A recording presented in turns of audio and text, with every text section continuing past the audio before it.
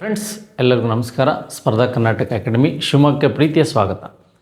Dear friends, ಈಗಾಗಲೇ ನೀವು 2/8/2026 civil police constable ಹುದ್ದೆಗಳಿಗೆ HK and non HK Kalyana Karnataka ಮತ್ತು ಈ ಒಂದು ಕಲ್ಯಾಣೇತರ ಕರ್ನಾಟಕ ಏನಿದೆ ಈ ಒಂದು ಕಾನ್ಸೆಪ್ಟ್ಗಳಲ್ಲಿ ನೀವು ಕಾಂಪಿಟೇಟಿವ್ ಎಕ್ಸಾಮಿನೇಷನನ್ನು ಬರೆದಿದ್ದೀರಾ. ಸುಮಾರು ಒಂದು 38 ಪ್ರಶ್ನೆಗಳು. ಫಸ್ಟ್ ನಿಮಗೆ ನಾನ್ HKಯಲ್ಲಿ 19 ಮತ್ತು HKಯಲ್ಲಿ 19 ಟೋಟಲ್ ನಿಮಗೆ ಒಂದು 38 ಪ್ರಶ್ನೆಗಳನ್ನು ಈ ಹಿಸ್ಟ್ರಿ ವಿಭಾಗದಲ್ಲಿ ಕೇಳಿದ್ದಾರೆ. ಈಗಾಗಲೇ ಕೀ ಆನ್ಸರು ಸಹ ಅಧಿಕೃತವಾಗಿ ಬಿಟ್ಟಿದ್ದಾರೆ. ಇದನ್ನು ಆಧಾರವಿಟ್ಕೊಂಡು ನಮಗೆ ನೆಕ್ಸ್ಟು ನಮಗೆ DR CR DRಗೆ ಮತ್ತು KSRPಗೆ ಅದೇ ರೀತಿಯಾಗಿ VAOಗೆ KS ಎಕ್ಸಾಮ್ಗಳಿಗೆ ಯಾವ ರೀತಿ ಪ್ರಶ್ನೆಗಳನ್ನು ಕಾನ್ಸಂಟ್ರೇಷನ್ ಮಾಡ್ಬೋದು ಅಂತ ವಿತ್ ಅನಾಲಿಸಿಸ್ ಮೂಲಕ ನಾವು ಮಾತಾಡ್ತಾ ಹೋಗೋಣ. ಮತ್ತು ಏನಾದರೂ ಪ್ರಶ್ನೆಗಳಿದ್ರಲ್ಲಿ ಡೌಟ್ಸ್ಗಳಿದ್ರೂ ಸಹ ನಾವು ಮಾತಾಡ್ತಾ ಹೋಗೋಣ. ಹಾಗಾದರೆ ಯಾರು ಇನ್ನೂ ನಮ್ಮ ಸ್ಪರ್ಧಾ ಕರ್ನಾಟಕ ಯೂಟ್ಯೂಬ್ ಚಾನಲ್ಗೆ ಸಬ್ಸ್ಕ್ರೈಬ್ ಆಗಿಲ್ಲ ಅವರು ಸಬ್ಸ್ಕ್ರೈಬ್ ಆಗಿ ಅಂತ ಹೇಳ್ತಾ, ನಮ್ಮ ಈ ಒಂದು ಸ್ಪರ್ಧಾ ಕರ್ನಾಟಕ ಯೂಟ್ಯೂಬ್ ಚಾನಲಲ್ಲಿ ಹಲವಾರು ಏನು ಕಾಂಪಿಟೇಟಿವ್ ಎಕ್ಸಾಮಿನೇಷನ್ನ ಪ್ರಶ್ನೆಗಳನ್ನು ನಾವು ವಿಶ್ಲೇಷಣೆ ಮಾಡಿದ್ದೇವೆ. ನೋಡಿ, ಇದುವರೆಗೆ ನಾವು ಶೇರ್ ಶಾ ಸೂರಿ ಬಗ್ಗೆ ಮಾತಾಡ್ತಾ ಇದ್ವಿ. ಶೇರ್ ಶಾ ಸೂರಿಯ ಒಂದು ಕಂದಾಯ ಸುಧಾರಣೆ ಬಗ್ಗೆ ಇರ್ಬೋದು, ಅಥವಾ ಅವನ ಅಂದರೆ ಗ್ರ್ಯಾಂಡ್ ಟ್ರಂಕ್ ರೋಡ್ ಬಗ್ಗೆ ಇರ್ಬೋದು, ಹಾಗೆ ಚೌಸ್ ಮತ್ತು ಕನೂಜ್ ಕದನದ ಬಗ್ಗೆ ಇರ್ಬೋದು, ಹುಮಾಯೂನ್ ಮತ್ತು ಶೇರ್ ಶಾ ಸೂರಿ ನಡೆದಂಥ ಒಂದು ಹೋರಾಟಗಳ ಬಗ್ಗೆ ಇರ್ಬೋದು, ಶೇರ್ ಶಾ ಸೂರಿಯ ಒಂದು ಕಂದಾಯ ಪದ್ಧತಿಯನ್ನು ಅಕ್ಬರ್ ಹೇಗೆ ಅದನ್ನು ಕಾಪಿ ಮಾಡ್ದ ಅಂತಕ್ಕಂಥದ್ದು ಇವ್ರ ಬಗ್ಗೆ ಮಾತಾಡ್ತಿದ್ದೆ. ಆದರೆ ಇಲ್ಲಿ ಒಂದು ಸ್ವಲ್ಪ ಡಿಫ್ರೆಂಟ್ ಆದ ಕ್ವಶನ್ಸ್ಗಳನ್ನ ಕೇಳಿದ್ದಾನೆ. ನೋಡಿ, ಕೆಳಗಿನ ಸ್ಮಾರಕಗಳಲ್ಲಿ ಯಾವುದು ಶೇರ್ ಶಾ ಸೂರಿಯಿಂದ ನಿರ್ಮಾಣಗೊಂಡಿಲ್ಲ? ಕೊನೆಯ ಪ್ರಶ್ನೆಯನ್ನು ಲಾಸ್ಟ್ವರೆಗೂ ನೋಡ್ಕೋಬೇಕು. Which of the following mountain was the not built ಅಂತ ಕೇಳಿದ್ದಾನೆ. ಏನಂತ ಕೇಳಿದ್ದಾನೆ? ಇಟ್ ವಾಸ್ ನಾಟ್ ಬಿಲ್ಟ್ ಅಂತ ಕೇಳಿದ್ದಾನೆ.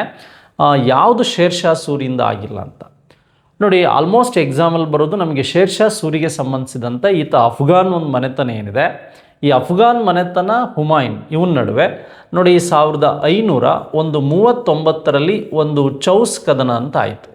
ನೆಕ್ಸ್ಟ್ ಅದಾದಮೇಲೆ 1540ರಲ್ಲಿ ಈ ಒಂದು ಈ ಕನೂಜ್ ಕದನದಿಂದ ಏನು ಮಾಡ್ತಾನಂದರೆ ಹುಮಾಯೂನನ್ನು ಸಂಪೂರ್ಣವಾಗಿ ಸೋಲಿಸಿದಾಗ 1545ರವರೆಗೆ ಈ ದೆಹಲಿಯನ್ನು ಆಳ್ವಿಕೆ ಮಾಡಿದ್ದು ಯಾರು ಅಂದರೆ ಶೇರ್ ಶಾ. ಈ ಶೇರ್ ಶಾನ ಒಂದು ಆಡಳಿತದ ಸಂದರ್ಭದಲ್ಲಿ ಇವನ ನಂತರ ಏನಾಗುತ್ತೆ ಅಂದರೆ ಒಬ್ಬ ಹಿಂದೂ ಉಪ್ಪಿನ ವ್ಯಾಪಾರಿ ಏನು ಮಾಡ್ತಾನೆ, ಡೆಲ್ಲಿಯನ್ನು ಆಳ್ವಿಕೆ ಮಾಡ್ತಾನೆ. ಅದು ಲಾಸ್ಟ್ ಕಾನ್ಸೆಪ್ಟಲ್ಲಿ ಕೇಳಿದ್ರು ನಿಮಗೆ ಲಾಸ್ಟ್ ಎಕ್ಸಾಮ್ KEನಲ್ಲಿ. ಬಟ್ ಹಾಗಾದರೆ ಇವನು 1545ರಲ್ಲಿ ಸಿರಿಕೋಟೆಯಲ್ಲಿ ಒಂದು ಸಿಡಿಮದ್ದಿನಿಂದ ಮರಣ ಹೊಂದಿದಂತಹ ಈ ಶೇರ್ ಶಾ ಸೂರಿ ಸ್ಮಾರಕ ಇವನ ಕಾಲದಲ್ಲಿ ನಿರ್ಮಾಣ ಆಗಿತ್ತು. ಅದು ಕಂಪ್ಲೀಟ್ ಆಗಲಿಲ್ಲ. ನಂತರ ಏನಾಯಿತು ಅಂದರೆ ಇವನಿಗೋಸ್ಕರ ಇದು ರೈಟ್ ಆಗಿತ್ತು. ಈ ಸಮಾಧಿ ಅಂತಕ್ಕಂಥದ್ದು ಅವನ ಕಾಲದಲ್ಲಿ ಆಗಿತ್ತು. ನೆಕ್ಸ್ಟ್ ಹಾಗಾದರೆ ಪುರಾನ್ ಕಿನಾ ನೋಡಿ, ಈ ಬಿಹಾರ್ ಅಂತ ಕೇಳ್ತಾ ಇದ್ರು ನಮ್ಗೆ. ಇದುವರೆಗೂ ಬಿಹಾರದಲ್ಲಿ ಇರ್ತಕ್ಕಂಥದ್ದು ಕೇಳ್ತಾ ಇದ್ರು. ಈ ಪುರಾನ್ ಕಿನಾ ಇರ್ತಕ್ಕಂಥದ್ದು, ಹಾಗೆ ಕುಶ್ಕ್ ಈ ಸಿರಿ ಇರ್ಬೋದು, ರೋಹನ್ ಗರ್ ಕೋಟೆ ಅಂತಕ್ಕಂಥದ್ದು ಇರ್ಬೋದು. ಈ ಮೂರು ಏನಿದೆ, ಈ ಮೂರು ಪ್ಲೇಸ್ಗಳು ಸಹ ಈ ಶೇರ್ ಶಾ ಸೂರಿ ಕಾಲದಲ್ಲಿ ನಿರ್ಮಾಣ ಆಗಿದ್ದು. ಆದರೆ ಈಗ ನಿಮಗೆ ಅಲ್ಲಾವುದ್ದೀನ್ ಖಿಲ್ಜಿ ಬಗ್ಗೆ ನೋಡಿರ್ತೀರಿ ನೀವು. ಅಲ್ಲಾವುದ್ದೀನ್ ಖಿಲ್ಜಿ ನೋಡಿ, ಮೇಜರಾಗಿ ಅಲ್ಲಾವುದ್ದೀನ್ ಖಿಲ್ಜಿ ಏನು ಮಾಡ್ತಾನಂದರೆ ದೆಹಲಿಯಲ್ಲಿ 3 ಇಂಪಾರ್ಟೆಂಟ್ ಆದಂಥ ಒಂದು ಕಟ್ಟಡಗಳಿಗೆ ಸಂಬಂಧಿಸಿದಂತೆ ಈ ಕುತುಬ್ ಮೀನರ್, ಈ ಕುತುಬ್ ಮೀನರ್ ಏನಿದೆ ಐಬಕ್ ಕಟ್ಟಿಸಿ ಇಲ್ತಮಶ್ ಕಂಪ್ಲೀಟ್ ಮಾಡ್ತಾನೆ. ಇದರ ಒಂದು ದ್ವಾರ ಬಾಗಿಲಾಗಿ ಏನು ಮಾಡ್ತಾನೆ ಅಂದರೆ ಇವನು ಅಲೈ ದರ್ವಾಜವನ್ನು ನಿರ್ಮಾಣ ಮಾಡ್ತಾನೆ. ಅದೇ ರೀತಿಯಾಗಿ ಈ ಅಜರ್ ಸಿತ್ತುಮ್ ಅಂತ ಕರಿತೀವಿ. ಏನಂತ ಕರಿತೀವಿ? ಅದರ್ ಸಿತ್ತುಮ್ ಅಂತಕ್ಕಂಥದ್ದು ಕರಿತಿರ್ಬೋದು. ಅಥವಾ ಈ ಕುಶ್ಕ್ ಐಸಿರಿ ಅಂತಕ್ಕಂಥದ್ದೇನಿದೆ, ಈ ಕುಶ್ಕ್ ಐಸಿರಿ ಅಜರ್ ಸಿತ್ತುಮ್ ಕೋಟೆಗಳಿಗೆ ಸಂಬಂಧಿಸಿದಂತೆ 1000 ಕಂಬಗಳಿಗೆ ಸಂಬಂಧಿಸಿದಂತೆ ಇದನ್ನು ನಿರ್ಮಾಣ ಮಾಡಿದ್ದು ಯಾರು ಅಂದರೆ ಅಲ್ಲಾವುದ್ದೀನ್ ಖಿಲ್ಜಿ ಅಂತಕ್ಕಂಥದ್ದು ನಿಮಗೆ ಗೊತ್ತಿರಬೇಕು. ಸಿರಿಕೋಟೆ ಅಂತಲೂ ಕರಿತೀವಿ, ಅಜರ್ ಸಿತ್ತುಮ್ ಅಂತ ಕರಿತೀವಿ. ಈ ಸಿರಿಕೋಟೆ ಅಂತಕ್ಕಂಥದ್ದೇನಿದೆ, ಈ ಸಿರಿಕೋಟೆಯನ್ನು ನಿರ್ಮಾಣ ಮಾಡಿದ್ದು ನಾವು ಬರ್ಸಿರ್ತೀವಿ ಕ್ಲಾಸ್ಗಳಲ್ಲಿ. ಸಿರಿಕೋಟೆ ನಿರ್ಮಾಣ ಮಾಡಿದ್ದು ಅಲ್ಲಾವುದ್ದೀನ್ ಖಿಲ್ಜಿ. ನೀವು ಈ 3 ಆಪ್ಷನ್ಸ್ಗಳ ಬಗ್ಗೆ ತಲೆ ಕೆಡಿಸ್ಕೊಳ್ಳೋದಕ್ಕಿಂತ ಇದು ನಿಮಗೆ ಗೊತ್ತಾದರೆ ಸಾಯಿತು. ಇದನ್ನು ತೆಗೆದ್ರೆ ನಿಮಗೆ ಆನ್ಸರ್ ರೈಟ್ ಆಗುತ್ತೆ. ಹಾಗಾದರೆ ಶೇರ್ ಶಾ ಸೂರಿಯ ಕಾಯಿನ್ ಸಿಸ್ಟಮ್ ಬಗ್ಗೆ, ಅವನ ಕಂದಾಯ ಸುಧಾರಣೆ ಬಗ್ಗೆ, ನೆಕ್ಸ್ಟ್ ಅದೇ ಶೇರ್ ಶಾ ಸೂರಿಗೆ ಸಂಬಂಧಿಸಿದಂಥ ಈ ಗ್ರ್ಯಾಂಡ್ ಟ್ರಂಕ್ ರೋಡ್ ವ್ಯವಸ್ಥೆ ಬಗ್ಗೆ ಕೇಳ್ಬೋದು. ಅಥವಾ ನಿಮಗೆ ಚೌಸ್ ಮತ್ತು ಕನೂಜ್ ಕದನದ ಬಗ್ಗೆ ಕೇಳ್ಬೋದು. ನಂತರ ಹೇಮು ಬಗ್ಗೆ ನಮಗೆ ಮಾಹಿತಿಗಳು ಕೇಳ್ತಾ ಹೋಗ್ಬೋದು. ಹಾಗಾದರೆ ಮುಂದಿನ ಪರೀಕ್ಷೆಗಳಲ್ಲಿ ನಮಗೆ ಈ ಕದನ ಮತ್ತು ಇದಕ್ಕೆ ಸಂಬಂಧಿಸಿದಂಥ ರಿಲೇಟೆಡ್ ಕ್ವಶನ್ಸ್ಗಳನ್ನ ಕೇಳ್ತಾ ಹೋಗ್ಬೋದು. ನೆಕ್ಸ್ಟ್ ಹಾಗಾದರೆ ಮುಂದಿನ ಪ್ರಶ್ನೆಗೆ ಹೋಗೋಣ ನಾವು. ನೋಡಿ, ಇಲ್ಲಿ ಡೆಕ್ಕನ್ ಎಜುಕೇಷನ್ ಸೊಸೈಟಿ ಸಂಬಂಧಪಟ್ಟ ವ್ಯಕ್ತಿಗಳನ್ನು ಗುರುತಿಸಿ ಅಂತ ಕೊಟ್ಟಿದ್ದಾರೆ. ನೋಡಿ, ನಾವು ಜಸ್ಟ್ ಡೆಕ್ಕನ್ ಎಜುಕೇಷನ್ ಸೊಸೈಟಿ ಅಂದರೆ ನಾವು ವಿಶೇಷವಾಗಿ ಇದನ್ನು ಸ್ಟಡಿ ಮಾಡಿರ್ತೀವಿ. ಏನು ದಕ್ಷಿಣ ಈ ದಕ್ಷಿಣ ಶಿಕ್ಷಣ ಯಾವುದು ಶಿಕ್ಷಣ ಸಮಾಜ ಅನ್ನೋದು 1884ರಲ್ಲಿ MG ರಾನಡೆ ಮತ್ತು ತಿಲಕ್ ಅವರ ಒಂದು ನೇತೃತ್ವದಲ್ಲಿ ಸ್ಟಾರ್ಟ್ ಆಗುತ್ತೆ. ಗೋಪಾಲಕೃಷ್ಣ ಗೋಖಲೆ ಅವರು ಸಹ ಇದಕ್ಕೆ ಸಪೋರ್ಟ್ ಮಾಡ್ತಾರೆ ಅಂತಕ್ಕಂಥದ್ದು ಗೊತ್ತಿರಬೇಕು. ಯಾಕೆ ಅಂದರೆ ಈ ಬಾಲಗಂಗಾಧರ ತಿಲಕ್ ಅಂತಕ್ಕಂಥವ್ರು ಸ್ಟಾರ್ಟ್ ಮಾಡಿದ್ದು 1884ರಲ್ಲಿ ಪುಣೆಯಲ್ಲಿ. ನೆಕ್ಸ್ಟ್ ಹಾಗಾದರೆ VK ಚಿಪ್ಲುಕರ್ ಅಂತಕ್ಕಂಥವ್ರು ಮತ್ತು ಗೋಪಾಲ ಗಣೇಶ್ ಅಗರ್ಕರ್ ಅಂತಕ್ಕಂಥವ್ರು ಏನಿದ್ದಾರೆ, ಈ ಒಂದು ABCD ಅಂತಕ್ಕಂಥದ್ದು ನಮಗಿಲ್ಲಿ C ಇಲ್ಲ, C ತಪ್ಪಾಗಿದೆ ಅಂತಕ್ಕಂಥದ್ದು ನಮಗೆ ಗೊತ್ತಾದರೆ ಯಾರು ಗುರುತಿಸಿ, ವ್ಯಕ್ತಿಗಳನ್ನು ಗುರುತಿಸಿ. C ಇರಲಿಲ್ಲ ಅಂದರೆ C ಎಲ್ಲಿದೆ ಅಂತಕ್ಕಂಥದ್ದು ನಮಗೀಗ ಬೇಕು. C ಇಲ್ಲಿದೆ, ಇದು ಆಪ್ಷನ್ ತಪ್ಪಾಗುತ್ತೆ. C ಇಲ್ಲಿದೆ, ಇವೆರಡು ಆಪ್ಷನ್ಸ್ ತಪ್ಪಾಗುತ್ತೆ. ಅಥವಾ AB ಅಥವಾ ABD ಅಂತಕ್ಕಂಥದ್ದು ನಮಗೆ ರೈಟ್ ಆನ್ಸರ್ ಆಗಬೇಕೀಗ. ABD ಯಾವುದು ಈ C ಆಪ್ಷನ್ಸ್ ಏನಿದೆ ಇದು ಸರಿಯಾದ ಉತ್ತರ ಅಂತ ನೋಡಿ. ನಿಮಗೆ ತಿಲಕ್ ಅವರ ನೆಕ್ಸ್ಟು ಈ ಒಂದು ಶಿವಾಜಿ ಉತ್ಸವದ ಬಗ್ಗೆ ಬರ್ಬೋದು, ಅಥವಾ ಗಣೇಶ ಉತ್ಸವದ ಬಗ್ಗೆ ನಿಮಗೆ ಪ್ರಶ್ನೆಗಳು ಬರ್ಬೋದು. ಹಾಗೆ ಅವರ ಹೆಚ್ಚಾಗಿ ಈ ಮರಾಠ ಮತ್ತು ಈ ಕೇಸರಿ ಪತ್ರಿಕೆಗಳು ಯಾವ ಭಾಷೆಯಲ್ಲಿದೆ ಮತ್ತು ಅದರ ವಿಶೇಷತೆಗಳೇನು ಅಂತಕ್ಕಂಥದ್ದು ಪ್ರಶ್ನೆಗಳು ಬರ್ಬೋದು. ಹಾಗೆ ಈ ಒಂದು ತಿಲಕ್ ಅವರಿಗೆ ಸಂಬಂಧಿಸಿದಂತೆ ಅವರು ಈ ಬ್ಲ್ಯಾಕ್ ವಾಟರ್ ಪನಿಷ್ಮೆಂಟಿಗೆ ಒಳಗಾಗಿದ್ದರ ಬಗ್ಗೆನೂ ನಿಮಗೆ ಬರ್ಬೋದು. ಚಿತ್ಪಾವನ ಬ್ರಾಹ್ಮಣ ವಂಶದ ಬಗ್ಗೆನೂ ಪ್ರಶ್ನೆಗಳು ಬರ್ಬೋದು. ಹಾಗೆ ಸ್ವರಾಜ್ಯ ನನ್ನ ಜನ್ಮಸಿದ್ಧ ಹಕ್ಕು ಅಂತ ಹೇಳಿದವರು ತಿಲಕ್ ಅವ್ರ ಬಗ್ಗೆನೂ ಸಹ ಪ್ರಶ್ನೆಗಳು ಬರ್ಬೋದು. ಬಟ್ ಆಪ್ಷನ್ 3 ಏನಿದೆ ಡೆಕ್ಕನ್ ಎಜುಕೇಷನ್ ಸೊಸೈಟಿಗೆ ಸಂಬಂಧಿಸಿದಂಥ ಆಪ್ಷನ್ 3 ಆನ್ಸರ್ಗಳನ್ನು ನಾವು ಇಲ್ಲಿ ನೋಡ್ತಾ ಹೋಗ್ಬೋದು. ಇನ್ನು ಮುಂದುವರೆದು ಅವರು ಪ್ರಶ್ನೆಗಳನ್ನು ಕೇಳಿದ್ರೆ ಮಹಾದೇವ ಬಲ್ಲಾಳ ಅಂತ ಮತ್ತೊಬ್ಬ ಸದಸ್ಯ ಇರ್ತಾರೆ ಇದರಲ್ಲಿ ಡೆಕ್ಕನ್ ಎಜುಕೇಷನ್ ಸೊಸೈಟಿಯಲ್ಲಿ. ಈ ಮಹಾದೇವ ಬಲ್ಲಾಳ ಅಂತಕ್ಕಂಥ ಮತ್ತೊಬ್ಬ ಸದಸ್ಯನನ್ನು ನಾವು ನೋಡ್ತಾ ಹೋಗ್ಬೋದು. ಅದೇ ರೀತಿಯಾಗಿ ಮತ್ತೊಬ್ಬ ಸದಸ್ಯನನ್ನು ನಾವಿಲ್ಲಿ ನೋಡೋದಾದರೆ ವಾಮನ ಶಿವರ್ ಅಂತಕ್ಕಂಥದ್ದು ಶಿವರಾಮ್, ಈ ಒಂದು ವಾಮನ ಶಿವರಾಮ್ ಅಂತಕ್ಕಂಥವನು ಸಹ ಇರ್ತಾನೆ. ಇವ್ರ ಜೊತೆಗೆ ವಾಮನ ಶಿವರಾಮ್ ಅಂತಕ್ಕಂಥವನು ಇರ್ತಾನೆ. ಹಾಗೆ MG ರಾನಡೆ ಅವರು ಸಹ ಇದಕ್ಕೆ ಸಪೋರ್ಟ್ ಮಾಡಿದ್ರ ಬಗ್ಗೆ ಗೊತ್ತಿರಬೇಕು ನಿಮಗೆ. MG ರಾನಡೆ ಅವರು ಸಹ ಇದಕ್ಕೆ ಏನು ಇಂಡೈರೆಕ್ಟಾಗಿ ಆದರೂ ಸಪೋರ್ಟ್ ಮಾಡಿದ್ರ ಬಗ್ಗೆ ನಿಮಗೆ ಗೊತ್ತಿರಬಹುದು. 1884ರಲ್ಲಿ ನಮಗೆ ಡೆಕ್ಕನ್ ಎಜುಕೇಷನ್ ಸೊಸೈಟಿ ಸ್ಟಾರ್ಟ್ ಆಯಿತು ಅನ್ನೋದ್ರ ಬಗ್ಗೆ ನಿಮಗೆ ಅರಿವಿರಲಿ. ಎರಡನೇ ಕ್ವಶನ್ಸಿಗೆ ಆಪ್ಷನ್ 3 ಏನಿದೆ ಇದು ಸರಿಯಾದ ಉತ್ತರ ಅಂತಕ್ಕಂಥದ್ದು ಗೊತ್ತಿರಲಿ ಸ್ನೇಹಿತರೆ. ನೆಕ್ಸ್ಟ್ ಅದಾದಮೇಲೆ ನಮಗೆ ಮೊಹಮ್ಮದ್ ಇಕ್ಬಲ್, ಹಾಗೆ ಲಾಲಾ ಲಜಪತ್ ರಾಯ್, ಹಾಗೆ ದೀನಬಂಧು ಮಿತ್ರ, ಹಾಗೆ ಸಚೀಂದ್ರನಾಥ್ ಸನ್ಯಾಲ್. ಆಲ್ಮೋಸ್ಟ್ ಇದು ನಿಮಗೆ ಗೊತ್ತಿದೆ. ಈ ಲಾಲಾ ಲಜಪತ್ ರಾಯ್ ಅವರ ಒಂದು ಅನ್ಹ್ಯಾಪಿ ಇಂಡಿಯಾ ಏನಿದೆ, ಅನ್ಹ್ಯಾಪಿ ಇಂಡಿಯಾ ಇದು ಗೊತ್ತಾದರೆ ಸಾಕು. ಬಿಗೆ 4 ಎಲ್ಲೆಲ್ಲಿದೆ ನೋಡೋಣ. ಬಿಗೆ 4 ಇಲ್ಲಿ ಇದೆ, ಬಿಗೆ 4 ಇಲ್ಲಿದೆ. ಯಾಕೆ ಅಂದರೆ ಅಷ್ಟು ಓದೋದಕ್ಕಿಂತ ರೈಟ್ ಆನ್ಸರ್ ನಿಮಗೆ ಗೊತ್ತಾದರೆ ಸಾಕು. ಆಲ್ಮೋಸ್ಟ್ ನಾವು ಕ್ಲಾಸಲ್ಲಿ ಹೇಳಿರ್ತೀವಿ ಈ ದೀನಬಂಧು ಮಿತ್ರ ಅವರ ನೀಲಿ ದರ್ಪಣ 1860ರಲ್ಲಿ ಈ ಇಂಡಿಗೋ ಅಂತ ಏನು ಕರೀತಾರೆ, ಯಾವುದು ಈ ಇಂಡಿಗೋ ಅಂತಕ್ಕಂಥ ಫಾರ್ಮ್, ಇಂಡಿಗೋ ಬೆಳೆ ಚಂಪಾರಣ್ಯ ನಡೆದಂತಹ ಈ ಒಂದು ನೀಲಿ ಬೆಳೆ ಬಟ್ಟೆಗಾಗ್ತಕ್ಕಂಥ ಪೌಡರ್, ಇದನ್ನು ಕುರಿತು ನೀಲಿ ದರ್ಪಣ್ ಅಂತಕ್ಕಂತಹ ಒಂದು ಬಂಗಾಳಿ ಭಾಷೆಯಲ್ಲಿ ಒಂದು ನಾಟಕವನ್ನು ಬರೀತಾರೆ. ಯಾರು ಅಂದರೆ ಈ ದೀನಬಂಧು ಮಿತ್ರ ಅಂತಕ್ಕಂಥವ್ರು. ಸಿಗೆ 2 ಎಲ್ಲಿದೆ ನೋಡಿ, ಸಿಗೆ 2 ಇಲ್ಲಿದೆ. ನೆಕ್ಸ್ಟ್ ಆಪ್ಷನ್ಸ್ ನೀವು ನೋಡೋ ಅವಶ್ಯಕತೆನೇ ಇಲ್ಲ, ನಿಮಗೆ ಇದು ಆನ್ಸರ್ ಅಂತ ಗೊತ್ತಾಗ್ತದೆ. ಈ ಕ್ರಾಸ್ ಚೆಕ್ ಮಾಡೋಣ. ಮೊಹಮ್ಮದ್ ಇಕ್ಬಲ್ಗೆ ಸಂಬಂಧಿಸಿದಂಥ ಮಾಹಿತಿಯನ್ನು ನಾವು ನೋಡ್ತಾ ಹೋಗೋಣ. ಮೊಹಮ್ಮದ್ ಇಕ್ಬಲ್ ಅವರಿಗೆ ಸಂಬಂಧಿಸಿದಂಥ ಮಾಹಿತಿ. ಮೊಹಮ್ಮದ್ ಇಕ್ಬಲ್ ಅವರಿಗೆ ಸಂಬಂಧಿಸಿದಂಥದ್ದು ಏನು restriction of religious thoughts in India ಅಂತಕ್ಕಂಥದ್ದೇನಿದೆ, ಅಥವಾ ಇಸ್ಲಾಂ ಅಂತಕ್ಕಂಥದ್ದೇನಿದೆ ಅದ್ರ ಬಗ್ಗೆ ನಿಮಗೆ ಗೊತ್ತಿರಬೇಕು. ನೋಡಿ, ಇಲ್ಲಿ ಮೊಹಮ್ಮದ್ ಇಕ್ಬಲ್ ಅವ್ರ ಬಗ್ಗೆ ನಿಮಗೆ ಮಾಹಿತಿ ಗೊತ್ತಿರಲಿ. ಇವರನ್ನು ನಾವು father of dual nation theory ಅಂತ ಕರಿತೀವಿ. ಅದಷ್ಟೇ ಅಲ್ಲ, ಈ ಸಾರೆ ಜಹಾಸೆ ಅಚ್ಚ ಅಂತಕ್ಕಂಥ ಗೀತೆಯನ್ನು ಉರ್ದು ಭಾಷೆಯಲ್ಲಿ ಬರೆದಂಥವ್ರೆ ಈ ಮೊಹಮ್ಮದ್ ಇಕ್ಬಲ್ ಅಂತಕ್ಕಂಥವ್ರು ಗೊತ್ತಿರಬೇಕು. ಇವರನ್ನು ದ್ವಿರಾಷ್ಟ್ರ ಸಿದ್ಧಾಂತದ ಪಿತಾಮಹ ಅಂತ ಕರಿತೀವಿ. ಹಾಗೆ ಸಚಿನ್ ಸನ್ಯಾಲ್ ಅಂತಕ್ಕಂಥವ್ರ ಬಗ್ಗೆ ನಾವು ರೆವಲ್ಯೂಷನರಿ ಥಾಟ್ಸ್ ಪಾಠ ಮಾಡುವಾಗ ಹೇಳಿದ್ದೀವಿ. ಇವರ ಪತ್ರಿಕೆಗಳು ಮತ್ತು ಇವರ ಹೋರಾಟಗಳ ಬಗ್ಗೆ ಬಂದಿ ಜೀವನ್ ಅಂತ ನಿಮಗೆ 2 ಆಪ್ಷನ್ಸ್ ಪಕ್ಕಾ ಗೊತ್ತಾದರೆ ಇದನ್ನು ನೀವು ವರ್ಕ್ ಮಾಡ್ಬೋದು. 2 ಆಪ್ಷನ್ಸ್ ಪಕ್ಕಾ ಗೊತ್ತಾದರೆ ನನ್ನ ಗಡಿಪಾರಿನ ಕಥೆ ಇರ್ಬೋದು, ಅನ್ಹ್ಯಾಪಿ ಇಂಡಿಯಾ ಇರ್ಬೋದು, ಲಾಲಾ ಲಜಪತ್ ರಾಯ್ 1916ರಲ್ಲಿ ಈ ಒಂದು USA ಓಮ್ ರೂಲ್ ಲೀಗನ್ನು ಸ್ಟಾರ್ಟ್ ಮಾಡಿದ್ರ ಬಗ್ಗೆ ಇರ್ಬೋದು, ಇವೆಲ್ಲದರ ಬಗ್ಗೆ ನಾವು ಡಿಸ್ಕಷನ್ ಮಾಡಿರ್ತೀವಿ. ಹಾಗಾಗಿ 1 or 2 ಆಪ್ಷನ್ಸ್ಗಳು ನಿಮಗೆ ಸಿಕ್ಕಾಗ ಇದನ್ನು ನೀವು ವರ್ಕ್ ಮಾಡಬೇಕಾಗುತ್ತೆ. ಎಸ್, ಹಾಗಾದರೆ ನಮಗೆ ಈ ಒಂದು 3ನೇ ಪ್ರಶ್ನೆಗೆ ಸರಿಯಾದ ಉತ್ತರ ಆಪ್ಷನ್ 2 ಅಂತಕ್ಕಂಥದ್ದು ಗೊತ್ತಿರಬೇಕು. ನೆಕ್ಸ್ಟ್, ಈ ಕೆಳಗಿನ ಘಟನೆಗಳನ್ನು ಕಾಲಾನುಕ್ರಮ, ಇದು ಈಸಿ ಇದೆ ನಿಮಗೆ. ಜಲಿಯನ್ ವಾಲಾಬಾಗ್ ಅಂತಕ್ಕಂಥದ್ದು ನಾಡಹಬ್ಬ ಬೈಸಾಖಿ 1919 ಈ ಒಂದು ಏಪ್ರಿಲ್ 13ನೇ ತಾರೀಕು ಪಂಜಾಬಿನ ನಾಡಹಬ್ಬದ ದಿನ ನಡೆಯುತ್ತೆ. ನೆಕ್ಸ್ಟ್, ಅದೇ ರೀತಿಯಾಗಿ 1942 ಈ ಮಂತ್ ಆಫ್ ಆಗಸ್ಟ್ 8ಕ್ಕೆ ನಡೆದಿದ್ದು ಕ್ವಿಟ್ ಇಂಡಿಯಾ. ನೆಕ್ಸ್ಟ್, ಅದೇ ರೀತಿಯಾಗಿ ನಮಗೆ 1905 ಈ ಒಂದು ಅಕ್ಟೋಬರ್ 16ಕ್ಕೆ ರಕ್ಷಾಬಂಧನ್ ದಿವಸನ ಆಚರಣೆ ಮಾಡಿ ನಾವು ವರ್ಕ್ ಮಾಡ್ತೇವೆ. ನೆಕ್ಸ್ಟ್, ಅದಾದಮೇಲೆ ನಮಗೆ ನಡೆದಂಥದ್ದು 1907ರಲ್ಲಿ ಈ ಸ್ಪ್ಲಿಟ್ ಆಫ್ ಸೂರತ್, ಈ ಸೂರತ್ ಒಡಕು ಏನಿದೆ, ಈ ಸೂರತ್ ಒಡಕು ನಡೆಯುತ್ತೆ. ಎಸ್, ಹಾಗಾದ್ರೆ ನಮಗೆ ಸಿ ಫಸ್ಟ್ ಇದೆಯಾ ಅಂತ ನೋಡಿ, ಇಲ್ಲಿ ಡೈರೆಕ್ಟ್ ಆನ್ಸರ್ ಸಿಕ್ಕೋಗ್ಬಿಡ್ತು ಸಿ ಆದಮೇಲೆ ಯಾವುದಿದೆ ನೋಡಿ, ಡಿ ಇದೆ. ಡಿ ಆದಮೇಲೆ ಮತ್ತೆ ಯಾವುದಿದೆ ನೋಡಿ, ನಮಗೆ ಜಲಿಯನ್ ವಾಲಾಬಾಗ್ ಇದೆ. ಜಲಿಯನ್ ವಾಲಾಬಾಗ್ ಆದಮೇಲೆ ಯಾವುದಿದೆ, ಕ್ವಿಟ್ ಇಂಡಿಯಾ ಇದೆ. ನೋಡಿ, ನಮಗೆ ಕೇಳಿರ್ತಕ್ಕಂಥ ನಾನ್ HKಯಲ್ಲಿ 19 ಪ್ರಶ್ನೆಗಳಲ್ಲಿ ನೀವು 15 ಪ್ರಶ್ನೆಗಳನ್ನು ಬಹಳ ವ್ಯವಸ್ಥಿತವಾಗಿ ಆನ್ಸರ್ ಮಾಡ್ಬೋದು. ಬೇಡ, ಒಂದು 12, 13, 14 ಪ್ರಶ್ನೆಗಳನ್ನೇ ನೀವು ವ್ಯವಸ್ಥಿತವಾಗಿ ಆನ್ಸರ್ ಮಾಡ್ಬೋದು. ಎಸ್, ಹಾಗಾದರೆ ಸೂರತ್ ಮತ್ತು ಇವಕ್ಕೆ ಸಂಬಂಧಿಸಿದಂಥ ಘಟನೆಗಳು ನಮಗಿಲ್ಲಿ ಗೊತ್ತಾಯಿತು. ಈ CDAB ಅಂತಕ್ಕಂಥದ್ರ ಬಗ್ಗೆ ನಿಮಗೆ ವಿಶೇಷವಾಗಿ ಇದು ಗೊತ್ತಿರಲಿ. ನೋಡಿ, ಇದಕ್ಕೆ ಸಂಬಂಧಿಸಿದಂಥ ಮಾಹಿತಿ ಆದಮೇಲೆ ಇಲ್ಲೊಂದು ಕೇಳ್ತಾ ಹೋಗಿದ್ದಾರೆ. ಇದು ಡೈರೆಕ್ಟ್ ಕ್ವಶನ್, ಸ್ವಲ್ಪ ಕಷ್ಟ ಆಗ್ಬೋದು ನಿಮಗೆ. ಲೋಹಿತವಾದಿ ಎಂದು ಯಾರನ್ನು ಜನಪ್ರಿಯಗೊಳಿಸಿದ್ದರು ಅಂತ, ಲೋಹಿತವಾದಿ ಅಂತ ಪಂಡಿತ್ ವಿದ್ಯಾಸಾಗರ್ ಅಂತಿದೆ.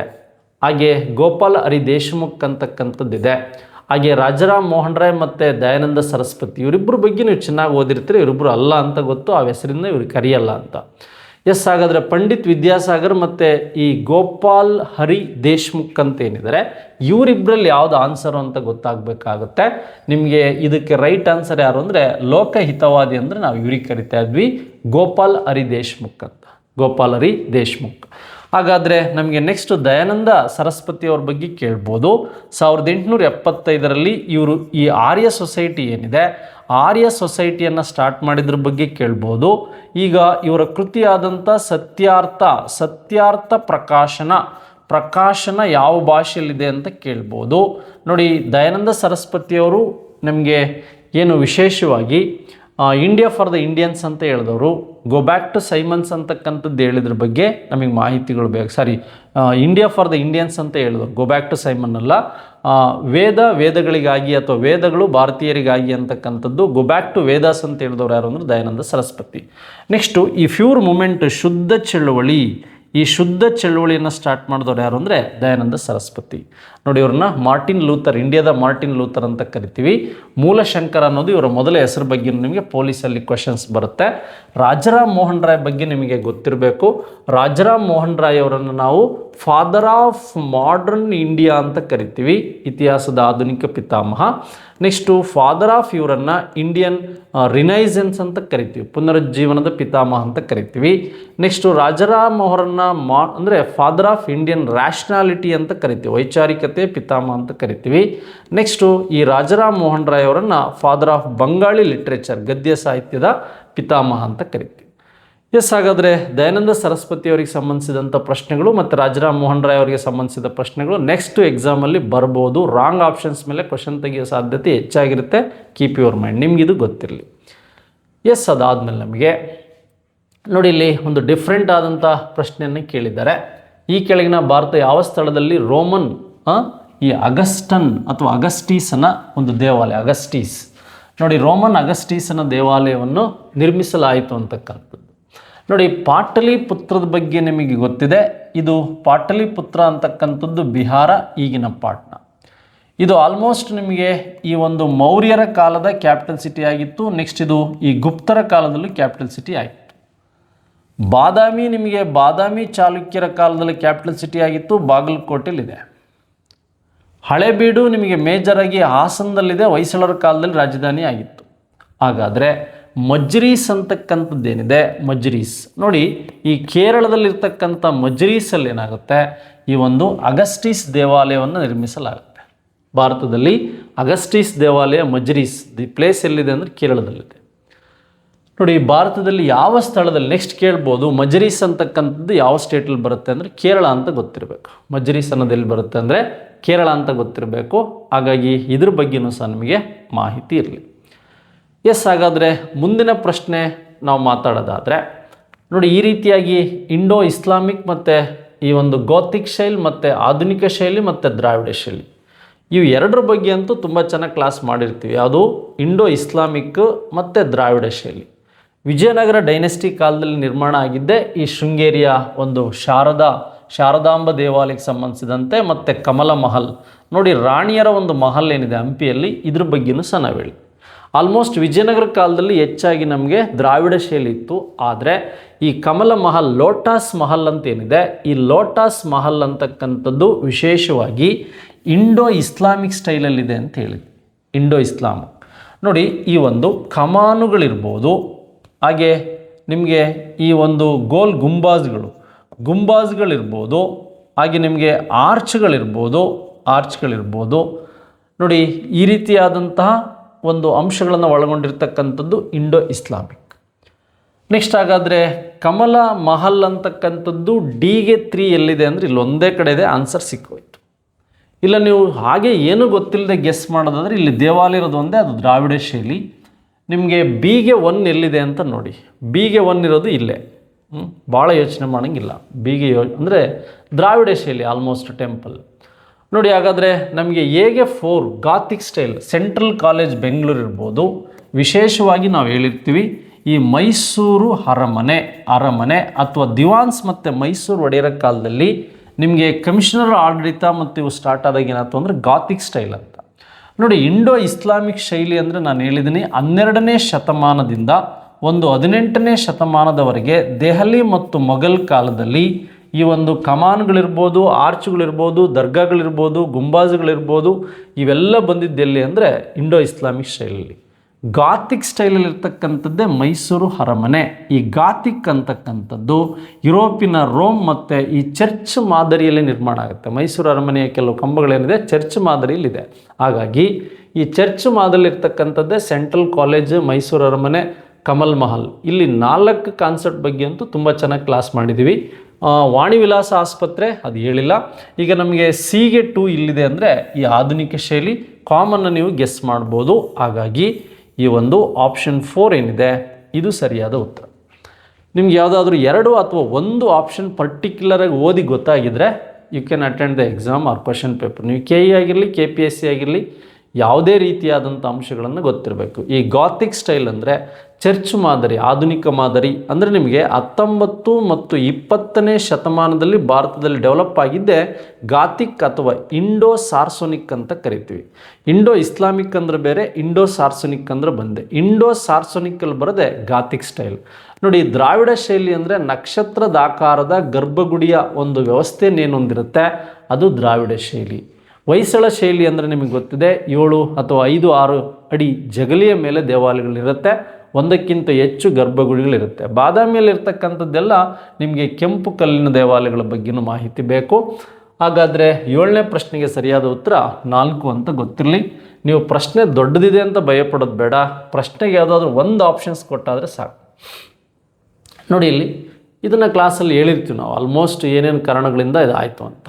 ಈ ಕೆಳಗಿನ ಹೇಳಿಕೆಗಳಲ್ಲಿ ಯಾವ ಹೇಳಿಕೆಗಳು ಹೊಯ್ಸಳರ ರಾಜ ವಿಷ್ಣುವರ್ಧನಿಗೆ ಸಂಬಂಧಿಸಿದೆ? ಹೊಯ್ಸಳರ ರಾಜ ವಿಷ್ಣುವರ್ಧನ ಒಬ್ಬ ಸಾಮಂತ ದೊರೆ ನೋಡಿ. 2ನೇ ವೀರಬಲ್ಲಾಳ ಏನಿರ್ತಾನೆ ಅವನು ಸ್ವತಂತ್ರ ದೊರೆಯಾಗಿದ್ದ. ಹೊಯ್ಸಳರ ರಾಜ್ಯ ಏನು ಮಾಡ್ತಾನೆ, ಫಸ್ಟ್ ನೊಳಂಬವಾಡ ಅಂತ. ನೊಳಂಬವಾಡ ಅಂದರೆ ದಾವಣಗೆರೆ ಇರ್ಬೋದು, ಚಿತ್ರದುರ್ಗ ಇರ್ಬೋದು, ಚಾಮರಾಜನಗರ ಇರ್ಬೋದು, ಇವೆಲ್ಲ ಪ್ರಾಂತ್ಯಗಳನ್ನು ಸೇರಿ ನೊಳಂಬವಾಡ. ತಲಕಾಡುಗೊಂಡ ಅಂತಿರ್ಬೋದು, ನೊಳಂಬವಾಡ ಅಂತ ಬಿರುದಿರ್ಬೋದು, ಇವೆಲ್ಲ ಇದ್ದದ್ದು ಯಾರಿಗೆ ಅಂದರೆ ವಿಷ್ಣುವರ್ಧನಿಗೆ ಅಂತ ರೈಟ್ ಅಂತ ಗೊತ್ತಿದೆ ನೋಡಿ. ಕುಲತ್ತುಂಗ ಚೋಳ ಈ ರಾಮಾನುಜಾಚಾರ್ಯ, ವೈಷ್ಣವ ಗುರು ರಾಮಾನುಜಾಚಾರ್ಯರಿಗೆ ಕಿರುಕುಳ ನೀಡಿದ್ದರಿಂದ ಅವನು ಶೈವ ಅವನು. ಹಾಗಾಗಿ ಇವರು 12 ವರ್ಷಗಳ ಕಾಲ ಈ ಕರ್ನಾಟಕದ ಮೇಲುಕೋಟೆಯಲ್ಲಿ ಇದ್ದುದ್ರ ಬಗ್ಗೆ ನಿಮಗೆ ಗೊತ್ತಿರಬೇಕು. ಆದರೆ ವಿಷ್ಣುವರ್ಧನ ಚೋಳ ರಾಜಕುಮಾರಿ ಮಹಾದೇವಿಯನ್ನೇನಾಯಿತು ವಿವಾಹ ಆಗಲಿಲ್ಲ. ಹಾಗಾದರೆ ಈ ದ್ವಾರ ಸಮುದ್ರ ಬೇಲೂರಿನಿಂದ ಹಳೆಬೀಡು ಅಥವಾ ದ್ವಾರ ಸಮುದ್ರಕ್ಕೆ ರಾಜಧಾನಿಯನ್ನು ವರ್ಗಾಯಿಸಿದ್ದು ವಿಷ್ಣುವರ್ಧನ ಅಂತ ಗೊತ್ತಿರಬೇಕು. ABD ನೋಡಿ, ಇಲ್ಲಿ ಎ ಇದೆ, ಇಲ್ಲಿ ಎ ಇದೆ, ಇಲ್ಲಿ ಬಿ ಇದೆ, ಇಲ್ಲಿ ಡಿ ಇದೆ. ಇಲ್ಲಿ ತಪ್ಪಾಗಿರ್ತಕ್ಕಂಥದ್ದು ಯಾವುದು ಅಂದರೆ ಆಪ್ಷನ್ 3. ಆಪ್ಷನ್ 3 ತಪ್ಪಾಗಿದೆ ಅಂದರೆ 4th ಆಪ್ಷನ್ಸ್ ಕರೆಕ್ಟ್. ನೋಡಿ, ನಾವು ಬರ್ಸುವಾಗ ಎಲ್ಲೂ ಬರ್ಸಿಲ್ಲ ಮಹಾದೇವ ದೇವಿಯನ್ನು ಮದುವೆ ಆದರೂ ವಿಷ್ಣುವರ್ಧನ ಅಂತ ಎಲ್ಲೂ ಕ್ಲಾಸಲ್ಲಿ ಬರ್ಸಿಲ್ಲ ನಾವು. ಹಾಗಾಗಿ ನೀವು ಇದನ್ನು ಏನು ಮಾಡಬೇಕು, ವಿಶೇಷವಾಗಿ ನೋಡಬೇಕು. ಇಂದಿನ ಪ್ರಶ್ನೆಗಳಿಗೂ ಸಂಬಂಧಿಸಿದಂತೆ ಆಲ್ಮೋಸ್ಟ್ ಸ್ವಲ್ಪ ರಿಪೀಟೆಡ್ ಪ್ರಶ್ನೆಗಳು ಸಹ ಬಂದಿದೆ ಅದರಲ್ಲಿ. ಈಗ ನೋಡಿ, ನಿಮಗೆ ಈ ಡೆಕ್ಕನ್ ಎಜುಕೇಷನ್ ಸೊಸೈಟಿ ಏನಿದೆ ಅದು ರಿಪೀಟೆಡ್ ಕ್ವಶನ್ಸ್ ಲಾಸ್ಟ್ ಟೈಮ್ ಕೇಳಿದಂಥದ್ದೇ KEನಲ್ಲಿ ಮತ್ತೆ ಕೇಳಿದ್ದಾರೆ. ಈಗ ನಿಮ್ಗೆ ಈ ರೀತಿಯಾದಂಥ ಪ್ರಶ್ನೆಗಳು ಸಹ ನಿಮಗೆ ಗೊತ್ತಿರಲಿ. ನೆಕ್ಸ್ಟ್ ಇದು ಹೊಸ ಕ್ವಶನ್ಸ್ ನಿಮಗೆ. ಕೃಷ್ಣದೇವರಾಯ ಆಸ್ಥಾನದಲ್ಲಿ ಅಷ್ಟದಿಗ್ಗಜರು ನೋಡಿ 8 ಜನರಲ್ಲಿ ಇದ್ದಂಥವ್ರನ್ನ ಮತ್ತೆ ಸ್ವಲ್ಪ ಡಿಫ್ರೆಂಟಾಗಿ ಕ್ವಶನ್ಸ್ ಕೇಳಿದ್ದಾರೆ. ಈ ಸಂಗೀತ ಸಾಹಿತ್ಯ ಸಮರಾಂಗಣ ಸಾರ್ವಭೌಮ ಅಂತ ನೋಡಿ, ನಾವೆಲ್ಲ ಯವನ ರಾಜ್ಯ ಪ್ರತಿಷ್ಠಾಪನಾಚಾರ್ಯ ಈ ಥರದ್ದೆಲ್ಲ ಪ್ರಶ್ನೆಗಳು ಏನು ಬರುತ್ತೆ ಶ್ರೀಕೃಷ್ಣದೇವರಾಯನ ಬಗ್ಗೆ ನಾವು ನೋಡಿದ್ವಿ. ಅಲ್ಲಸಾನಿ ಪದ್ದನ್ನ, ಪಿಂಗಾಳಿ ಸೂರಣ್ಣ ಮತ್ತು ನಂದಿ ತಿಮ್ಮಣ್ಣ ಮತ್ತು ತೆನಾಲಿ ರಾಮಕೃಷ್ಣ ಅಂತ ನೋಡಿ. ಈ ಪಾರಿಜಾತ ಅಪಹರಣಂ ಅಂತಕ್ಕಂಥ ಬರೆದ ಈ ಒಂದು ತೆಲುಗು ನಂದಿ ತಿಮ್ಮಣ್ಣ ಕನ್ನಡಿಗ. ಈ ನಂದಿ ತಿಮ್ಮಣ್ಣ ತೆಲುಗು ಏನಿದೆ ಇದಕ್ಕೆ ಸಂಬಂಧಿಸಿದಂತೆ ಆನ್ಸರ್ ನಿಮಗೆ ಗೊತ್ತಿರಬೇಕು. ತೆನಾಲಿ ರಾಮಕೃಷ್ಣ ಏನಿದ್ದಾನೆ ಈತನನ್ನು ಹಾಸ್ಯ ಚಕ್ರವರ್ತಿ ಅಂತ ಕರಿತಾ ಇದ್ವಿ. ಅಲ್ಲಸಾನಿ ಪೆದ್ದಣ್ಣನನ್ನು ನಾವು ಆಂಧ್ರ ಭೋಜ ಅಥವಾ ಕವಿ, ಆಂಧ್ರ ಕವಿ ಅಂತ ಕರಿತಾ ಇದ್ವಿ. ಶ್ರೀಕೃಷ್ಣದೇವರಾಯನಿಗೂ ಸಹ ಆಂಧ್ರ ಭೋಜ ಅಂತ ಕರಿತಾ ಇದ್ವಿ. ಈ ಅಷ್ಟದಿಗ್ಗಜರು 8 ಜನರು ಯಾರ ಹತ್ರ ಇದ್ದರು ಅಂದರೆ ಈ ಶ್ರೀಕೃಷ್ಣದೇವರಾಯ ಅಂತ ಗೊತ್ತಿರಬೇಕು. ಶ್ರೀಕೃಷ್ಣದೇವರಾಯ ಅಂತ ನಿಮ್ಗೆ ಗೊತ್ತಿರಲಿ. ಈ ಕಾನ್ಸೆಪ್ಟ್ ಮೇಲೆ ನಮಗೆ ಗೊತ್ತಿರಬೇಕು. ಆಂಧ್ರ ಕವಿ ಪಿತಾಮಹ ಅಂದರೆ ಅಲ್ಲಸಾನಿ ಪೆದ್ದಣ್ಣ, ಹಾಸ್ಯ ಚಕ್ರವರ್ತಿ ಅಂದರೆ ತೆನಾಲಿ ರಾಮಕೃಷ್ಣ, ಅಷ್ಟದಿಗ್ಗಜರಲ್ಲಿ ಅಂದರೆ ಪಿಂಗಾಳಿ ಸೂರಣ್ಣ ಇವರೆಲ್ಲ ಬರ್ತಾರೆ ಅಂತ. ಹಾಗೆ ನಂದಿ ತಿಮ್ಮಣ್ಣನಿಗೆ ಕೃತಿಯನ್ನು ನೆಕ್ಸ್ಟ್ ನಿಮಗೆ ಕೇಳ್ಬೋದು. ಪಾರಿಜಾತ ಅಪಹರಣಂ ಅಂತಕ್ಕಂಥದ್ದು ಈ ತೆಲುಗು ಕೃತಿ ಬಗ್ಗೆನೂ ಪ್ರಶ್ನೆ ಕೇಳ್ಬೋದು. ಅಮುಕ್ತ ಮೌಲ್ಯದ ಬಗ್ಗೆ ಕೇಳ್ಬೋದು ಕೃಷ್ಣದೇವರಾಯಂದು. ಜಾಂಬವತಿ ಕಲ್ಯಾಣದ ಬಗ್ಗೆ ಕೇಳ್ಬೋದು. ಹಾಗೆ ರಸಮಂಜರಿ ಇವೆಲ್ಲ ಕೃತಿಗಳ ಬಗ್ಗೆ ಪ್ರಶ್ನೆಗಳನ್ನ ಕೇಳ್ಬೋದು. 9ನೇ ಪ್ರಶ್ನೆಗೆ ಆಪ್ಷನ್ 3 ಸರಿ ಉತ್ತರ. ನೆಕ್ಸ್ಟ್ ನಮಗಿಲ್ಲಿ ವಿಶೇಷವಾಗಿ ಭಾರತದ ಮೇಲೆ ಈ ಕೆಳಗಿನ ದಾಳಿಗಳನ್ನು ಕಾಲಾನುಕ್ರಮದಲ್ಲಿ ಹೊಂದಿಸಿ ಮತ್ತು ಕೆಳಗಿನ ಆಯ್ಕೆಗಳಿಗೆ ಸರಿಯಾದ ಉತ್ತರವನ್ನು ಕೊಡಿ ಅಂತ ನೋಡಿ. ಫಸ್ಟ್ ನಮಗೆ ಮೇಜರಾಗಿ ಈ ಮಗಧ ಅಂತೇನಿದೆ ಮಹಾಜನಪದಗಳಲ್ಲಿ ಒಂದು ಮಗಧವನ್ನಾಳಿದಂತಹ ಒಂದು 3 ಮನೆತನಗಳನ್ನು ನೀವು ಚೆನ್ನಾಗಿ ನೆನ್ಪಿಡ್ಕೋಬೇಕು. ಫಸ್ಟ್ ಬಂದಂಥದ್ದು ಯಾವುದು ಅಂದರೆ ಈ ಅರಿಯಂಕ ಅಂತಕ್ಕಂಥದ್ದು. ಅರಿಯಂಕ ಆದಮೇಲೆ ಬಂದಂಥದ್ದು ಯಾವುದು ಅಂತಕ್ಕಂಥದ್ದು ನಿಮಗೆ ಗೊತ್ತಿರಬೇಕು. ಈ ಒಂದು ಶಿಶುನಾಗ ಅಂತಕ್ಕಂಥದ್ದು. ಶಿಶುನಾಗ ಆದಮೇಲೆ ಬಂದಂಥದ್ದು ಯಾವುದು ಅಂದರೆ ನಂದ ಸಂತತಿ ಅಂತ ಗೊತ್ತಿರಬೇಕು. ಯಾವುದು? ನಂದ ಸಂತತಿ. ನಂದ ಸಂತತಿ ಆದಮೇಲೆ ಬಂದಂಥದ್ದು ಯಾವುದು ಅಂದರೆ ಮೌರ್ಯ ಅಂತ ಗೊತ್ತಿರಬೇಕು. ಬಟ್ ಇವ್ಯಾವನು ಕೊಟ್ಟಿಲ್ಲ ಅವನು. ಮೌರ್ಯರನ್ನು ಸೋಲಿಸಿದಂಥವ್ರು ಯಾರು ಅಂತ ನಿಮಗೆ ಗೊತ್ತಿರಬೇಕು. ಈ ಶುಂಗ, ಈ ಪುಷ್ಯಮಿತ್ರ ಶುಂಗ ಏನು ಮಾಡ್ತಾರೆ, ಈ ಬೃಹದ್ರಥ ಮೌರ್ಯರ ಕೊನೆಯ ದೊರೆ ಬೃಹದ್ರಥನನ್ನು ಕೊಂದು ಶುಂಗ ಸಂತತಿಯನ್ನು ಸ್ಟಾರ್ಟ್ ಮಾಡ್ತಾನೆ. ಶುಂಗ ಆದಮೇಲೆ ಈ ಕಣ್ವ, ಇದು ಲಾಸ್ಟ್ ಕೊನೆಯ ದೇಶೀಯ ಮನೆತನ. ಕೊನೆಯದಾಗಿ ಬಂದಂಥದ್ದು ಶುಂಗ ಆದಮೇಲೆ ಬಂದಂಥವ್ರು ಯಾರು ಅಂದರೆ ಕಣ್ವ. ಇಲ್ಲಿ ಈ ಶುಂಗರು ಇಲ್ಲ, ಕಣ್ವರು ಇಲ್ಲ, ಕುಶಾನರು ಮತ್ತು ಪಾರ್ಥಿಯನ್ನರಿಗೆ ಸಂಬಂಧಿಸಿದಂತೆ ಪ್ರಶ್ನೆಗಳನ್ನು ನಮಗೇನು ಮಾಡ್ತಾ ಹೋಗಿದ್ದಾರೆ, ಇಲ್ಲಿ ಹೆಚ್ಚಾಗಿ ಕೇಳ್ತಾ ಹೋಗ್ತಾರೆ. ಎಸ್, ಹಾಗಾದರೆ ನಮಗೆ ಈ ಕಣ್ವರು ಆದಮೇಲೆ ಬಂದಂಥದ್ದು ಯಾರು ಅಂದರೆ ಈ ಒಂದು ಇಂಡೋ ಗ್ರೀಕ್ ಅಂತ ಗೊತ್ತಿರಬೇಕು. ಇಂಡೋ ಗ್ರೀಕ್ ಅಂತ. ಇಂಡೋ ಗ್ರೀಕರಾದಮೇಲೆ ಶಕರು ಅಂತ ಕರಿತೀವಿ, ಅಥವಾ ಇವರನ್ನು ಈ ಒಂದು ಸಿತೀರಿಯನ್ನರು ಏನಂತ ಕರಿತೀವಿ, ಸಿತೀರಿಯನ್ನರು ಅಂತ ಕರಿತೀವಿ. ಸಿತೀರಿಯನ್ನರು ಆದಮೇಲೆ ನಮಗೆ ಬರ್ತಕ್ಕಂಥವ್ರು ಪಾರ್ಥಿಯನ್ನರು. ಹಾಗಾದರೆ 10ನೇ ಮನೆತನವಾಗಿ ಈ ಒಂದು ಚೀನಾದ ಯೂಚಿ ಪಂಗಡಕ್ಕೆ ಸೇರಿದಿ ಬಂದಂಥವ್ರು ಚೀನಾದಿಂದ ಅಥವಾ ಮಧ್ಯ ಏಷ್ಯಾದ ಚೀನಾ ಭಾಗದಿಂದ ಬಂದಂಥವ್ರು ಯಾರು ಅಂದರೆ ಈ ಕುಶಾನರು ಅಂತ ಗೊತ್ತಿರಬೇಕು. ಈ ಕುಶಾನರು ಅನ್ನೋ ಆಪ್ಷನ್ಸ್ ಎಲ್ಲರ ಲಾಸ್ಟಿಗೆ ಇದೆಯಂತ ನೋಡಿ. ಈ ಸಿ ಆಪ್ಷನ್ ತಲೆ ಕೆಡಿಸ್ಕೊಳೋದು ಬೇಡ. ಸಿ ಆಪ್ಷನ್ಸ್ ಇರೋದು ಇಲ್ಲಿ ಒಂದೇ ಕಡೆ, ಕುಶಾನರು. ಹಾಗಾದರೆ ನಾನೀಗ ಬರೆದಿರೋದು ಕರೆಕ್ಟಾಗಿದೆ ನೋಡಿ. ಬಿ ಇಂಡೋ ಗ್ರೀಕರ್ ಆದಮೇಲೆ ಫಸ್ಟ್ ಇವರು ಆದಮೇಲೆ ಶಕರ್ ಬಂದರು. ಶಕರ್ ಆದಮೇಲೆ ನಮಗೆ ಡಿ ಪಾರ್ಥಿಯನ್ನರು ಬಂದರು. ನೆಕ್ಸ್ಟು ಪಾರ್ಥಿಯನ್ನರು ಆದಮೇಲೆ ಕೊನೆಗೆ ಬಂದಂಥವ್ರು ಯಾರು ಅಂದರೆ ಕುಶಾನರು ಅಂತ ಗೊತ್ತಿರಬೇಕು. ಕುಶಾನರು ಇಲ್ಲಿ ಸ್ವಲ್ಪ ಉಲ್ಟಾ ಮಾಡಿ ಕೊಟ್ಟಿದ್ದಾನೆ ಅಷ್ಟೇ, ಇಲ್ಲಿ ಸ್ವಲ್ಪ ಉಲ್ಟಾ ಮಾಡಿ ಕೊಟ್ಟಿದ್ದಾನೆ. ಹಾಗಾದರೆ ಕುಶಾನರು ಎಲ್ಲಿಂದ ಬಂದಂಥವ್ರು ಅಂದರೆ ಚೀನಾದ ಯೂಚಿ ಪಂಗಡ. ನೋಡಿ, ಇಲ್ಲಿ ಹರಿಯಂಕನ ಬಗ್ಗೆ ಗೊತ್ತಿರಬೇಕು, ಶಿಶುನಾಗನ ಬಗ್ಗೆ ಗೊತ್ತಿರಬೇಕು, ನಂದ ಸಂತತಿ ಧನನಂದನ ಏನು ಕೊಂದಂಥವನೇ ಮಯೂರ ವರ್ಮ ಅಂತ ಚಂದ್ರಗುಪ್ತ ಮೌರ್ಯ ಅಂತಕ್ಕಂಥದ್ದು ನಿಮಗೆ ಗೊತ್ತಿರಬೇಕು. ನಂದ ಸಂತತಿಯಲ್ಲಿ ಒಬ್ಬ ಏನು ಕೋಶಾಧಿಕಾರಿಯಾಗಿದ್ದವನೇ ಕೌಟಿಲ್ಯ, ವಿಷ್ಣುಗುಪ್ತ, ದ್ರಾವಿಡಾಚಾರ್ಯ, ಚಾಣಕ್ಯ ಅಂತಕ್ಕಂಥದ್ದು ನಿಮಗೆ ಗೊತ್ತಿರಬೇಕು. ಈಗ ಶಕರ ದಾಳಿ ಮತ್ತು ಇವರಿಗೆ ಸಂಬಂಧಿಸಿದಂಥ ಪ್ರಶ್ನೆ ಗೊತ್ತಾಯಿತು. ಎಸ್, ಹಾಗಾದರೆ ನಮಗೆ ಇಲ್ಲಿ ಈ ಕೆಳಗಿನ ಮೈಸೂರಿನ ದಿವಾನರನ್ನು ಕಾಲಾನುಕ್ರಮದಲ್ಲಿ ಜೋಡಿಸಿ ಅಂತ ಇದೆ. ವಿ ಪಿ ಮಾಧವರಾವ್ ಮತ್ತು ಟಿ ಆನಂದರಾವ್ ಮತ್ತು ಟಿ ಆನಂದರಾವ್ ಸಂಬಂಧಿಸಿದಂಥ ಪ್ರಶ್ನೆಗಳಿಗೆ ಗೊತ್ತಿದೆ ನಮಗೆ ಮೈಸೂರು ದಿವಾನರಲ್ಲಿ ಫಸ್ಟು 1881 ರಂಗಾಚಾರ್ಲು, 1883ರವರೆಗೆ ಯಾರಿದ್ರು? ರಂಗಾಚಾರ್ಲು ಇದ್ದರು. ಯಾರು? ಫಸ್ಟ್ ದಿವಾನರಾದಂಥ ರಂಗಾಚಾರ್ಲು. 1883ರಿಂದ 1901ರವರೆಗೆ ಇದ್ದಂಥವ್ರು ಯಾರು ಅಂದರೆ ಶೇಷಾದ್ರಿ ಅಯ್ಯರ್ ಅಂತ ಗೊತ್ತಿರಬೇಕು. ಶೇಷಾದ್ರಿ ಅಯ್ಯರ್ ಆದಮೇಲೆ ಬಂದಂಥವ್ರೆ 1901ರಿಂದ 6ರವರೆಗೆ ಬಂದಂಥವ್ರೆ ಯಾರು ಅಂದರೆ ಈ ಪಿ ಎನ್ ಕೃಷ್ಣಮೂರ್ತಿ ಅಂತ. ಯಾರು? ಪಿ ಎನ್ ಕೃಷ್ಣಮೂರ್ತಿ ಅಂತ. ಪಿ ಎನ್ ಕೃಷ್ಣಮೂರ್ತಿ ಆದಮೇಲೆ 1906ರಿಂದ 9ರವರೆಗೆ ಬಂದಂಥವ್ರೆ ವಿ ಪಿ ಮಾಧವರಾವ್ ಅಂತ. V P Madhavarao the most important.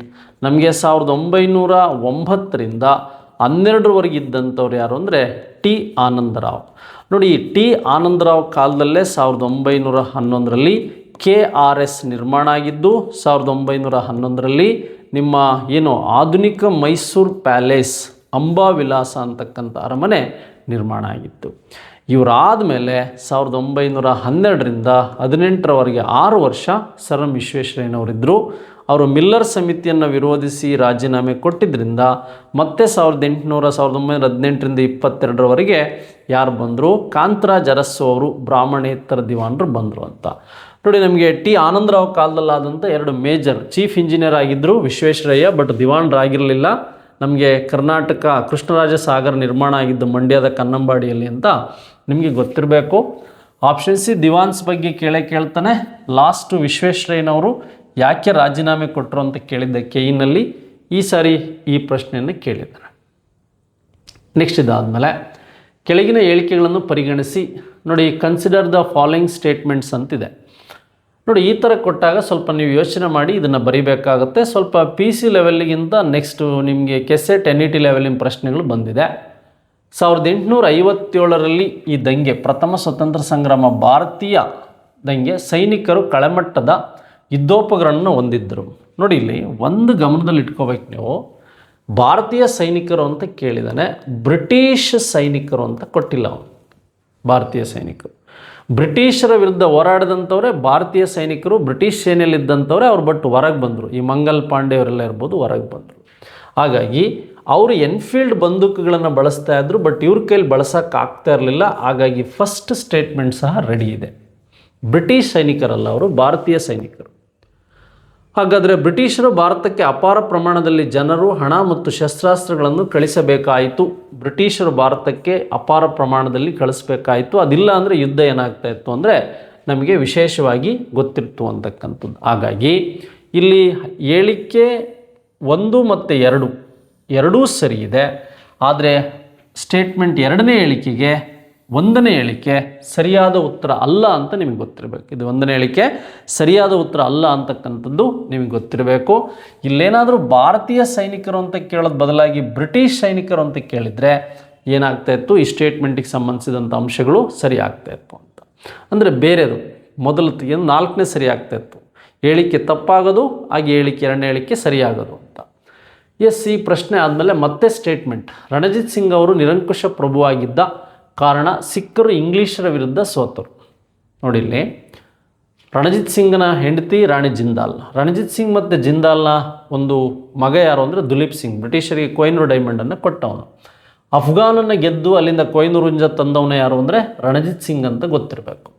Ranjit Singh ಒಬ್ಬ ನಿರಂಕುಶ ಪ್ರಭುವಾಗಿದ್ದರಿಂದ ಸಿಖ್ಖರು ಇಂಗ್ಲೀಷರ ವಿರುದ್ಧ ಸೋತರು. ಒಂದು ಸ್ಟೇಟ್ಮೆಂಟ್ ನೋಡೋಣ. 2ನೇದು, ಬ್ರಿಟಿಷ್ ಆಕ್ರಮಣಗಳಿಂದ ಸಿಖ್ ಸಾಮ್ರಾಜ್ಯವನ್ನು ರಕ್ಷಿಸಲು ಅವರು ವಿಫಲರಾದರು ಅಂತಕ್ಕಂಥ ಸ್ಟೇಟ್ಮೆಂಟು ಸಹ ಇದೆ. ಅವರು ವಿಫಲರಾದರು ಅಂತಕ್ಕಂಥ ಸ್ಟೇಟ್ಮೆಂಟು ಸಹ ಇದೆ. ನೋಡಿ, ಇಲ್ಲಿ ನಮಗೆ ವಿಶೇಷವಾಗಿ ಈ ಒಂದು ಹೇಳಿಕೆ 4 ಏನಾಗಿದೆ? ತಪ್ಪಾಗಿದೆ. ಆದರೆ ಇಲ್ಲಿ ಏನಾಗಿದೆ? ಇದು ಒಂದು ಹೇಳಿಕೆ ಅಂತಕ್ಕಂಥದ್ದು, 2ನೇ ಹೇಳಿಕೆ ಅಂತಕ್ಕಂಥದ್ದು ಸರಿಯಾಗಿದೆ ಅಂತಕ್ಕಂಥದ್ದು ನಿಮ್ಗೆ ಗೊತ್ತಿರಬೇಕು. 2ನೇ ಹೇಳಿಕೆ ಸರಿಯಾಗಿದೆ ಅಂತಕ್ಕಂಥದ್ದು ನಿಮ್ಗೆ ಗೊತ್ತಿರಬೇಕು. ಹಾಗಾದರೆ ಹೇಳಿಕೆ 1, 2ಕ್ಕೆ ಸಂಬಂಧಗಳಿದೆಯಾ ಅಂತಕ್ಕಂಥದ್ದು ನಾವಿಲ್ಲಿ ನೋಡಬೇಕಾಗುತ್ತೆ. 13ನೇ ಪ್ರಶ್ನೆಗೆ ಏನಾಗಿದೆ? ಆಪ್ಷನ್ 4 ಏನಿದೆ ಇದು ರೈಟ್ ಆನ್ಸರ್ ಅಂತ ನಿಮಗೆ ಗೊತ್ತಿರಬೇಕು. 13ನೇ ಪ್ರಶ್ನೆಗೆ ಆಪ್ಷನ್ 4 ಅಂತಕ್ಕಂಥದ್ದು ಏನಿದೆ ಇದು ರೈಟ್ ಆನ್ಸರ್ ಅಂತಕ್ಕಂಥದ್ದು ನಮಗೆ ಗೊತ್ತಿಲ್ಲ. ಎಸ್, ಹಾಗಾದರೆ ಮುಂದಿನ ಸ್ಟೇಟ್ಮೆಂಟನ್ನು ನಾವು ನೋಡೋದಾದರೆ, ಮುಂದಿನ ಪ್ರಶ್ನೆಗಳಿಗೆ ಸಂಬಂಧಿಸಿದಂತೆ ನೋಡೋದಾದರೆ, ಇದು ಯಾವಾಗಲೂ ಕೊಟ್ಟಿರ್ತಾನೆ ನಿಮಗೆ 16 ಮಹಾಜನಪದ. ಈ ಮಹಾಜನಪದಗಳಲ್ಲಿ ಗಾಂಧಾರ ಏನು ಪರ್ಷಿಯಾದ ವಶದಲ್ಲಿದ್ದದ್ರ ಬಗ್ಗೆ ಗೊತ್ತಿರಬೇಕು. ಆಲ್ಮೋಸ್ಟ್ ಮಗಧ ಅಂತ ಕೊಟ್ಟ ತಕ್ಷಣ ನಿಮಗೆ ಗೊತ್ತಾಗುತ್ತೆ. ಒಂದೇ ಡೈರೆಕ್ಟು ರಾಜಗೃಹ ಅಂತ ಗೊತ್ತಿರಬೇಕು. ರಾಜಗೃಹ ಅಂದರೂ ಒಂದೇ, ಗಿರಿವಜ್ರ ಅಂದರೂ ಒಂದೇ, ಹಾಗೆ ಒಂದು ಪಾಟಲಿಪುತ್ರ ಅಂದರೂ ಒಂದೇ ಅಂತಕ್ಕಂಥದ್ದು ನಿಮಗೆ ಗೊತ್ತಿರಬೇಕು. ಈಗಿನ ಪಾಟ್ನಾ ಅಂದರೂ ಇದೆ ಅಂತಕ್ಕಂಥದ್ದು ನಿಮ್ಗೆ ಗೊತ್ತಿರಬೇಕು. ಡಿಗೆಟ್ಟು ಎಲ್ಲಿದೆ ಅಂತ ನೋಡಿ, ಡಿಗೆಟ್ಟು ಇಲ್ಲಿದೆ. ಈ ಕ್ರಾಸ್ ಚೆಕ್ ಮಾಡಿ. ಅವಂತಿ ಅಂದರೆ ಉಜ್ಜಯಿನಿ, ಮಧ್ಯಪ್ರದೇಶದ ಉಜ್ಜಯಿನಿ. ಮಧ್ಯಪ್ರದೇಶದ ಉಜ್ಜಯಿನಿ ಒಂದು ವಿದ್ಯಾ ಕೇಂದ್ರ. ಏಗೆತ್ರಿ ಇಲ್ಲೂ ಇದೆ, ಹಾಗೆ ಡಿ ಮಗಧ ಇಲ್ಲಿದೆ ಅಂತಕ್ಕಂಥದ್ದು. ನೆಕ್ಸ್ಟು ಬಿಗೆ ಕೋಸಲ ಅಯೋಧ್ಯೆ ಗೊತ್ತಾಯಿತು. ನೆಕ್ಸ್ಟ್ ವತ್ಸ್ಯ ವಜ್ಜಿ ಅಂತ ಬರುತ್ತೆ, ವತ್ಸ್ಯಕ್ಕೆ ಒಂದು. ಈ ಕೌಶಾಂಬಿ ಅಂತಕ್ಕಂಥದ್ದು ಉತ್ತರ ಪ್ರದೇಶದ ಗೊತ್ತಾಯಿತು. ಇಲ್ಲಿ ಉಜ್ಜಯಿನಿ ಪಕ್ಕ ಗೊತ್ತಾದರೆ ಸಾಕು ನಿಮಗೆ. ರಾಜಗೃಹ, ಗಿರಿವಜ್ರ, ಪಾಟಲಿಪುತ್ರ, ಪಾಟ್ನಾ ಗೊತ್ತಾದರೆ ಸಾಕು.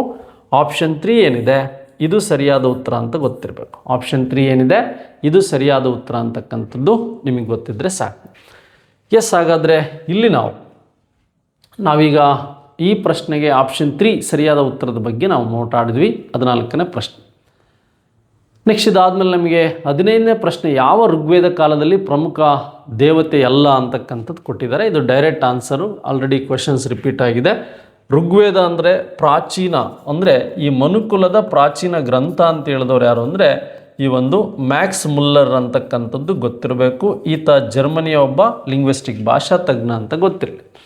ಹಾಗೆ ಋಗ್ವೇದದಲ್ಲಿರ್ತಕ್ಕಂಥ 10 ಮಂಡಲಗಳೇನಿದೆ ಇವ್ರ ಬಗ್ಗೆನೂ ಸಹ ನಾವು ಡಿಸ್ಕಷನ್ ಮಾಡಿರ್ತೀವಿ. ಹಾಗೆ ಶ್ಲೋಕಗಳ ಬಗ್ಗೆನೂ ಸಹ ಡಿಸ್ಕಷನ್ ಮಾಡಿರ್ತೀವಿ.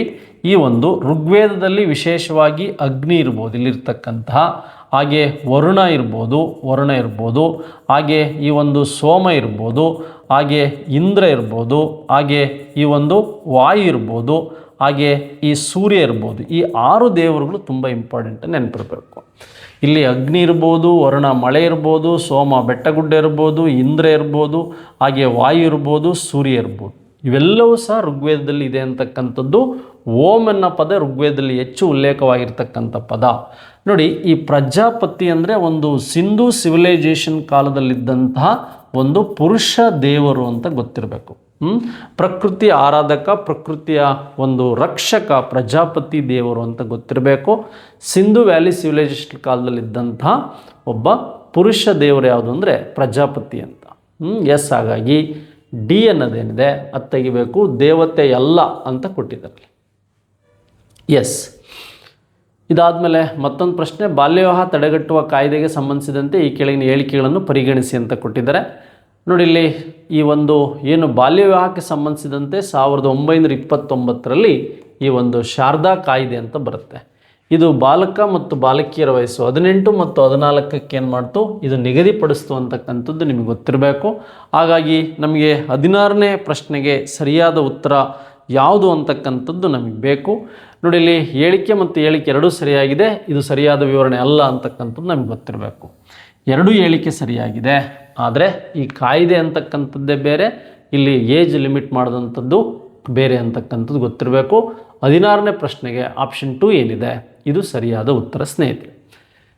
ಎಸ್, ಹಾಗಾದರೆ ಅದಾದಮೇಲೆ ನಮಗೆ ಮುಂದಿನ ಪ್ರಶ್ನೆ ನೋಡೋದಾದರೆ 17ನೇ ಪ್ರಶ್ನೆ, ಈ ಕೆಳಗಿನ ಯಾವ ಕೃತಿಯಲ್ಲಿ ರಾಜ ಹರ್ಷವರ್ಧನ್ ತನ್ನ ಭಾಸ ಮತ್ತು ಕಾಳಿದಾಸನೊಂದಿಗೆ ಹೋಲಿಸಲಾಗಿದೆ? ಕೀ ಆನ್ಸರಲ್ಲಿ ನಿಮಗೆ ಡಿಫ್ರೆಂಟಾಗಿ ಬಂದಿರತಕ್ಕಂಥದ್ದು ಏನಾಗಿದೆ, ಬಾಣಭಟ್ಟ ಅವನ ಆಸ್ಥಾನದಲ್ಲಿದ್ದಂಥ ಹರ್ಷವರ್ಧನ ಅಂತ ನಾವು ಆನ್ಸರ್ ಮಾಡಿದ್ವಿ. ಆದರೆ ಈಗ ಇದರಲ್ಲಿ ಕೀ ಆನ್ಸರ್ ಏನು ಬಂದರೆ ಜಯದೇವ ಗೀತ ಗೋವಿಂದ ಅಂತಕ್ಕಂಥದ್ದು ಗೋವಿಂದದಲ್ಲಿದೆ ಅಂತಕ್ಕಂಥದ್ದು ಬಂದಿದೆ. ನೋಡಿ, ಇದರಲ್ಲಿ ಹರ್ಷವರ್ಧನ ಕರೆಕ್ಟಾಗಿದೆ ಆನ್ಸರು. ಬಟ್ ಇದು ಏನಾದರೂ ಗ್ರೇಸ್ ಮಾರ್ಕ್ಸ್ ಏನಾದ್ರು ಸಿಗ್ಬೋದಾ ನೀವು ನೋಡಬೇಕು. ಗ್ರೇಸ್ ಮಾರ್ಕ್ಸ್ ಏನಾದ್ರು ಸಿಗ್ಬೋದಾ ಅನ್ನೋದನ್ನು ನೋಡಬೇಕು. ಜಯದೇವ ಗೀತ ಗೋವಿಂದ ಅನ್ನೋದು ಕೀ ಆನ್ಸರು. ಬಾಣಭಟ್ಟನ ಹರ್ಷಚರಿತೆ ಅನ್ನೋದು ನಾವೀಗ ಅಲ್ಲಿರ್ತಕ್ಕಂಥ ಆನ್ಸರ್ಗಳನ್ನು ಹೇಳಿರ್ತಕ್ಕಂಥದ್ದು. ಇವೆರಡರ ಬಗ್ಗೆ ನೋಡೋಣ, ಕಾಂಟ್ರವರ್ಸಿ ಇದೆ. ಈಗ ಕೀ ಆನ್ಸರ್ಲಿ ಜಯದೇವ ಗೀತ ಗೋವಿಂದ ಅಂತ ಬಂದಿದೆ. ನೆಕ್ಸ್ಟ್, ಹಾಗಾದರೆ ಈ ಕೆಳಗಿನ ಚೋಳ ಅರಸಲ್ಲಿ ಶ್ರೀಲಂಕಾದ ಮೇಲೆ ದಾಳಿ ಮಾಡಿದವರು ಯಾರು ಅಂತ ಇದು ರಿಪೀಟೆಡ್ ಕ್ವೆಶನ್ಸೇ. ಕರಿಕಾಲ ಇದೆ, 1ನೇ ಆದಿತ್ಯ ಚೋಳನಿಗೆ ಸಂಬಂಧಿಸಿದಂತೆ ಮಾಡಿಲ್ಲ.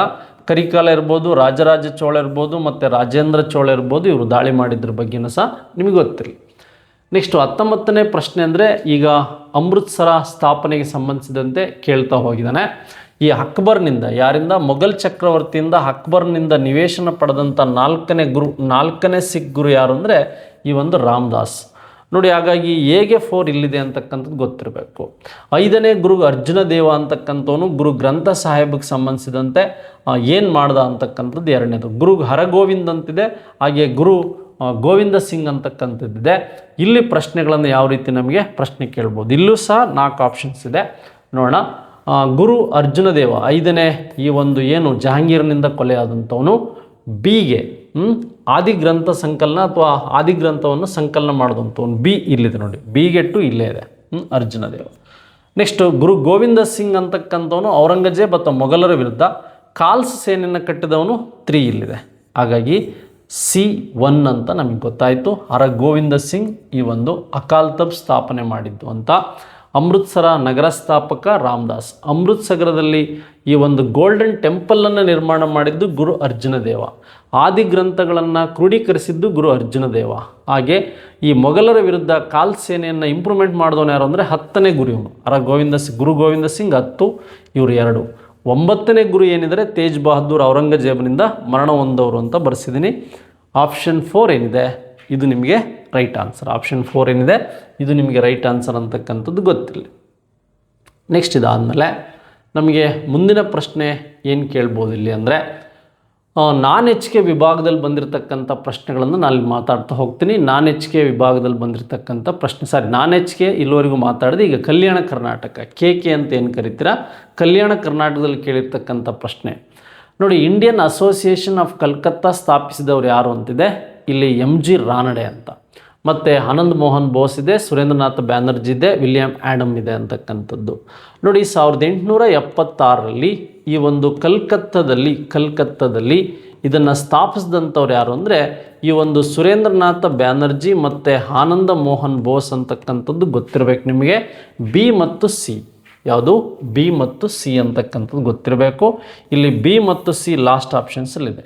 ಏನು ಕಾರಣ ಅಂದರೆ ಈ ಇಂಡಿಯನ್ ಅಸೋಸಿಯೇಷನ್ ಅಂತಕ್ಕಂಥದ್ದೇ ಇಂಡಿಯನ್ ನ್ಯಾಷನಲ್ ಕಾಂಗ್ರೆಸ್ ಸ್ಥಾಪನೆಗೆ ಮುಖ್ಯ ಕಾರಣ ಆಗಿತ್ತು.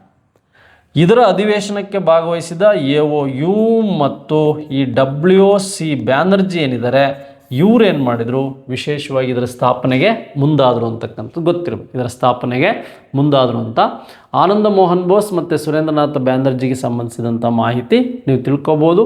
ಮತ್ತು ವಿಲಿಯಂ ಆ್ಯಡಮ್ಗೆ ಸಂಬಂಧಿಸಿದಂಥ ಪ್ರಶ್ನೆಗಳನ್ನು ಸಾವಿಲ್ಲಿ ನೋಡ್ತಾ ಹೋಗ್ಬೋದು. ಇದೇ ಈ ಇಂಡಿಯನ್ ನ್ಯಾಷನಲ್ ಕಾಂಗ್ರೆಸ್ಸಿಗೆ ಪೀಠ ಅಥವಾ ಕಿರೀಟವಾಕಿದ್ದೆ ಇಂಡಿಯನ್ ಅಸೋಸಿಯೇಷನ್ ಆಫ್ ಕಲ್ಕತ್ತಾ ಅಂತ ಗೊತ್ತಿರಲಿ. ನೆಕ್ಸ್ಟ್ ವೆರಿ ಸಿಂಪಲ್, ಮೊದಲನೇ ಕರ್ನಾಟಕ ಯುದ್ಧ, 3ನೇ ಕರ್ನಾಟಕ ಯುದ್ಧ, 4ನೇ ಆಂಗ್ಲೋ ಮೈಸೂರು ಯುದ್ಧ ಮತ್ತು 1ನೇ ಆಂಗ್ಲೋ ಮರಾಠ ಯುದ್ಧ. ಈ ವರ್ಷ 2-3 ಬಾರಿ ಆಗಿರ್ತಕ್ಕಂಥದ್ದು 4ನೇ ಆಂಗ್ಲೋ ಮೈಸೂರು ಯುದ್ಧದಲ್ಲಿ ಮಳವಳ್ಳಿ ಈ ಒಂದು ಜನರಲ್ ಹ್ಯಾರಿಸ್ ಅಂತಕ್ಕಂಥವನು ಟಿಪ್ಪುವನ್ನು ಸಂಪೂರ್ಣವಾಗಿ ಸೋಲಿಸಿದ್ದೇ 4ನೇ ಮೈಸೂರು ಯುದ್ಧದಲ್ಲಿ. ಈ ಮಳವಳ್ಳಿ ಕದನ ಮತ್ತು ಈ ಒಂದು ಸಿದ್ದೇಶ್ವರ ಕದನ ಅಂತ 2 ಬರುತ್ತೆ. ಇವು ಒತ್ತಿ ಹೇಳಿರ್ತೀವಿ ನಾವು. ಹಾಗಾಗಿ ಸಿಗೆ 4 ಎಲ್ಲಿದೆ ಅಂತ ನೋಡೋಣ. ಸಿಗೆ 4 ಎಲ್ಲ ಕಡೆ ಕೊಟ್ಟಿದ್ದಾರೆ. ಹಾಗಾದರೆ 3ನೇ ಕರ್ನಾಟಕ ಯುದ್ಧ ಅಂದರೆ ವಾಂಡಿವಾಶ್ 1760 ವಾಂಡಿವಾಶ್ ಬಗ್ಗೆ ನೋಡಿ. ಬಿಗೆ 1 ಎಲ್ಲಿದೆ ಅಂತ ನೋಡಿ. ಬಿಗೆ 1 ಇಲ್ಲಿದೆ. ಬಿಗೆ 1 ಇಲ್ಲಿದೆ ಅಂತಕ್ಕಂಥದ್ದು ಗೊತ್ತಾಯ್ತು ಈಗ. ಅದೇ ರೀತಿಯಾಗಿ ಮೊದಲ ಕರ್ನಾಟಕ ಯುದ್ಧದಲ್ಲಿ ಸೆಂಟ್ ಥಾಮಸ್ ಅಂತಕ್ಕಂಥ ಕೋಟೆಯನ್ನು ವಶಪಡಿಸಿಕೊಂಡಿದ್ದರ ಬಗ್ಗೆ ಫ್ರೆಂಚರು ಇಲ್ಲಿ ಮಾಹಿತಿ ಇದೆ. ಹಾಗೆ ಸಿಗೆ 4 ಇಲ್ಲಿದೆ. ಹಾಗೆ ಡಿಗೆ 3 ಅಂತಕ್ಕಂಥದ್ದು ಆಂಗ್ಲೋ ಇದಕ್ಕೆ ಸಂಬಂಧಿಸಿದಂಥ ವಾಡಂಗಾವ್ ಅಂತಕ್ಕಂಥದ್ದೇನಿದೆ ಇದು ನಿಮಗೆ ಗೊತ್ತಿರಬೇಕು. ವಾಡಂಗಾವ್ ಅಂತಕ್ಕಂಥದ್ದು ಗೊತ್ತಿರಬೇಕು. ಇಲ್ಲಿ ವಿಶೇಷವಾಗಿ ನಮಗೆ ಈಗ ಗೊತ್ತಿರಬೇಕು ಜನರಲ್ ಹ್ಯಾರಿಸನ ಸೇನೆ ಹಾಗೆ ಸ್ಟುವಾರ್ಟನ ಸೇನೆ ಹೇಗೆ ಮಳವಳ್ಳಿ ಮತ್ತು ಸಿದ್ದೇಶ್ವರ ಕದನದಲ್ಲಿ ಟಿಪ್ಪುವನ್ನು ಸಂಪೂರ್ಣವಾಗಿ ಸೋಲಿಸಿದ್ರ ಬಗ್ಗೆ ನಾವು ಮಾಹಿತಿ ನೀಡಿದ್ವಿ. ಕ್ವಶನ್ಸ್ ಬಂದಿದೆ ಅಂತಕ್ಕಂಥದ್ದು. ಎಸ್, ಅದಾದಮೇಲೆ ಕೌಟಿಲ್ಯನಿಗೆ ಸಂಬಂಧಿಸಿದಂಥ ಕೆಳಗಿನ ಹೇಳಿಕೆಗಳನ್ನು ಪರಿಗಣಿಸಿ ನೋಡಿ. ಕೌಟಿಲ್ಯ ಅಂದ ತಕ್ಷಣ ನಿಮಗೆ ಗೊತ್ತಾಗೋದು ಈ ಒಂದು ಮೌರ್ಯ ಡೈನೆಸ್ಟಿ. ಮೌರ್ಯ ಡೈನೆಸ್ಟಿಗಿಂತ ಮುಂಚೆ ಧನನಂದನ ಆಸ್ಥಾನದಲ್ಲಿದ್ದ. ಹಾಗಾಗಿ ಚಂದ್ರಗುಪ್ತ ಮೌರ್ಯನ ಪ್ರಧಾನಮಂತ್ರಿಯಾಗಿದ್ದ. ಒಬ್ಬ ಶೂದ್ರ ಮಹಿಳೆಯ ಮಗ ಚಂದ್ರಗುಪ್ತನನ್ನು ತಂದು ಸಾಮ್ರಾಜ್ಯವನ್ನು ನಿರ್ಮಾಣ ಮಾಡ್ದ. ಕೌಟಿಲ್ಯ ಅಂತಕ್ಕಂಥವನು ಸಪ್ತಾಂಗ ಸಿದ್ಧಾಂತವನ್ನು ಅಂದರೆ ಕೌಟಿಲ್ಯನ ಅರ್ಥಶಾಸ್ತ್ರ ಇದೆಯಲ್ಲ ಅದು ಸಪ್ತಾಂಗ ಸಿದ್ಧಾಂತಕ್ಕೆ ಸಂಬಂಧಿಸಿದಂಥ ಒಂದು ಕೃತಿ ಅಂತಕ್ಕಂಥದ್ದು. ಎ ಮತ್ತು ಬಿ ಎರಡೂ ತಪ್ಪಾಗಿದೆ, ಎ ಮತ್ತು ಬಿ ಎರಡೂ ಸರಿಯಾಗಿವೆ ಅಂತಕ್ಕಂಥದ್ದೇನಿದೆ ಇದು ನಿಮಗೆ ಸರಿಯಾದ ಉತ್ತರ. 3ಗೆ ಆಪ್ಷನ್ 2 ಏನಿದೆ ಇದು ಸರಿಯಾದ ಉತ್ತರ ಸ್ನೇಹಿತರೆ. ಎಸ್, ಹಾಗಾದರೆ ಇದಾದಮೇಲೆ ಕಾಲಾನುಕ್ರಮದಲ್ಲಿ ಬರಲಿ ಲಾರ್ಡ್ ಮೆಕಾಲೆ ಟಿಪ್ಪಣಿ, ಭಾರತೀಯ ವಿಶ್ವವಿದ್ಯಾಲಯ ಕಾಯ್ದೆ, ಅಂಟರ್ ಶಿಕ್ಷಣ ಆಯೋಗ, ಚಾರ್ಲ್ಸ್ವುಡ್ ಡಿಸ್ಪ್ಯಾಚ್ ಅಂತಕ್ಕಂಥದ್ದೇನಿದೆ ಇದ್ರ ಬಗ್ಗೆ ಗೊತ್ತಿರಬೇಕು. ನೋಡಿ, ಲಾರ್ಡ್ ಮೆಕಾಲೆ ಟಿಪ್ಪಣಿ ಅಂದರೆ ನಿಮ್ಗೆ ಗೊತ್ತಿದೆ 1835ರ ಮೆಕಾಲೆ ರಿಪೋರ್ಟ್ಸ್, 1904ರ VV ಆ್ಯಕ್ಟ್, ನೋಡಿ 1882ರ ಅಂಟರ್ ಕಮಿಷನ್, ಅದೇ ರೀತಿಯಾಗಿ 1854ರ ವುಡ್ಸ್ ವರದಿ ಅಂತ ಗೊತ್ತಿರಬೇಕು. ಹಾಗಾದರೆ ನಮಗೀಗ ಫಸ್ಟ್ ಯಾವುದು ಅಂದರೆ ಮೆಕಾಲೆ ಎ ಫಸ್ಟ್ ಇದೆ ಅಂತಕ್ಕಂಥದ್ದು ಗೊತ್ತಾಯಿತು. ಎ ಆದಮೇಲೆ ನಮಗೆ ಡಿ ಫಸ್ಟ್, ಇಲ್ಲಿ ಎ ಇದೆ, ಇಲ್ಲಿ ಡಿ ಫಸ್ಟ್ ಇದೆ, ಡಿ ಆದಮೇಲೆ ಸಿ ಫಸ್ಟ್ ಇದೆ, ಸಿ ಆದಮೇಲೆ ನಮಗೆ ಮತ್ತೆ ಯಾವುದಿದೆ ಬಿ ಲಾಸ್ಟ್ ಇದೆ ಅಂತಕ್ಕಂಥದ್ದು. ಲಾರ್ಡ್ ಕರ್ಜನ್ ಕಾಲದಲ್ಲಾಗಿದ್ದೆ VV ಆ್ಯಕ್ಟ್ ಅಂತ ಗೊತ್ತಿರಬೇಕು, ಬೆಂಟಿಕ್ ಕಾಲದಲ್ಲಾಗಿದ್ದೆ ಮೆಕಾಲೆ ಟಿಪ್ಪಣಿ ಅಂತ ಗೊತ್ತಿರಬೇಕು, ವುಡ್ಸ್ ವರದಿ ಇವೆಲ್ಲ ಸಂಬಂಧಿಸಿದಂತೆ ಡಾಲೋಸಿ ಮತ್ತು ಕ್ಯಾನಿಂಗ್ ಕಾಲದಲ್ಲಾದಂಥ ಅಂಶಗಳು, ಹಂಟರ್ ಶಿಕ್ಷಣ ಆಯೋಗ ಆಗಿದ್ದು ಲಾರ್ಡ್ ರಿಪ್ಪನ್ ಕಾಲದಲ್ಲಿ ಅಂತ ಗೊತ್ತಿರಬೇಕು. ಎಸ್, 4ನೇ ಪ್ರಶ್ನೆಗೆ ಇದು ವಿಶೇಷವಾಗಿ ನಮಗೆ ಉತ್ತರ ಗೊತ್ತಾಯಿತು ಇದು ಅಂತ. ನೆಕ್ಸ್ಟ್, ಮೀರ್ ಜಾಫರ್ ಮರಣದ ನಂತರ ಬಂಗಾಳದ ನವಾಬ ಯಾದವನು ಅಂತ. ನಮಗೀಗ ಮೀರ್ ಜಾಫರ್ ಬಗ್ಗೆ ನಮಗೆ ಮಾಹಿತಿ ಇರಬೇಕು. ಮೀರ್ ಜಾಫರ್ ಬಗ್ಗೆ ನಮಗೆ ಮಾಹಿತಿ ಇರಬೇಕು. ನೋಡಿ, 1707ರಲ್ಲಿ ಔರಂಗಜೇಬ್ ಸತ್ತ ಮೇಲೆ ಈಗ ನಮಗೆ ಯಾರು ಬಂಗಾಳದ ನವಾಬ ಆದಂತಕ್ಕಂಥದ್ದು ನಮ್ಗೆ ಗೊತ್ತಿರಬೇಕು. ನೋಡಿ, ಅದಕ್ಕಿಂತ ಮುಂಚೆ ಆದಂಥ ಅಂಶಗಳು ಏನು ಅಂತ ಗೊತ್ತಿರಬೇಕು. ನಿಮಗೆ ಬಂಗಾಳಕ್ಕೆ ಸಂಬಂಧಿಸಿದಂಥ ಅಂಶಗಳಲ್ಲಿ ಪ್ಲಾಸಿ ಕದನ ನಡೆಯುವಂಥ ಸಂದರ್ಭದಲ್ಲಿ ಯಾರು ಇಲ್ಲಿ ಮುರ್ಷಿದ್ ಕುಲಿ ಖಾನ್ ಅಂತಕ್ಕಂಥವ್ನು ಯಾರಿದ್ದ, ಮುರ್ಷಿದಾಬಾದ್ ಅಂತಕ್ಕಂಥದ್ದಾದಮೇಲೆ ಈ ಒಂದು ಮುರ್ಷಿದ್ ಕುಲಿ ಖಾನ್ ಆಗ್ತಾನೆ, ಯಾರು ಬಂಗಾಳದ ನವಾಬ. ಇವನಾದಮೇಲೆ ಯಾರಾಗ್ತಾನಂದರೆ ಈ ಒಂದು ಆಲಿವರ್ದಿ ಖಾನ್, ಸ್ವಲ್ಪ ಗ್ಯಾಪ್ ಆಗುತ್ತೆ ಇವ್ರ ನಡುವೆ, ಆಲಿವರ್ದಿ ಖಾನ್ ಆಗ್ತಾನೆ.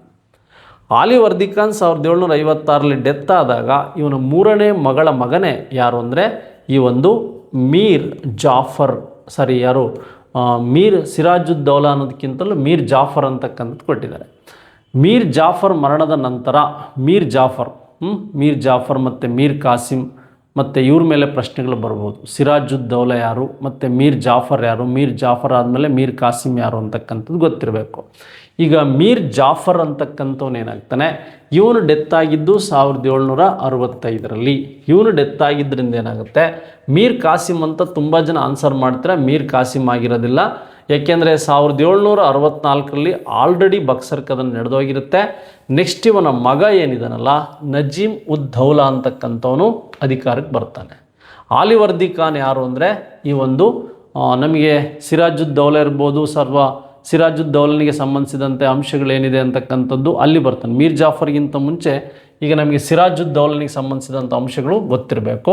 ನೆಕ್ಸ್ಟು 2ನೇ ಶಾ ಆಲಂ ಏನಿದ್ದಾನೆ 1764ರಲ್ಲಿ ಈ ಬಕ್ಸರ್ ಕದನ ನಡೆದಂಥ ಸಂದರ್ಭದಲ್ಲಿ ಮೊಘಲ್ ಚಕ್ರವರ್ತಿ ಆಗಿದ್ದ.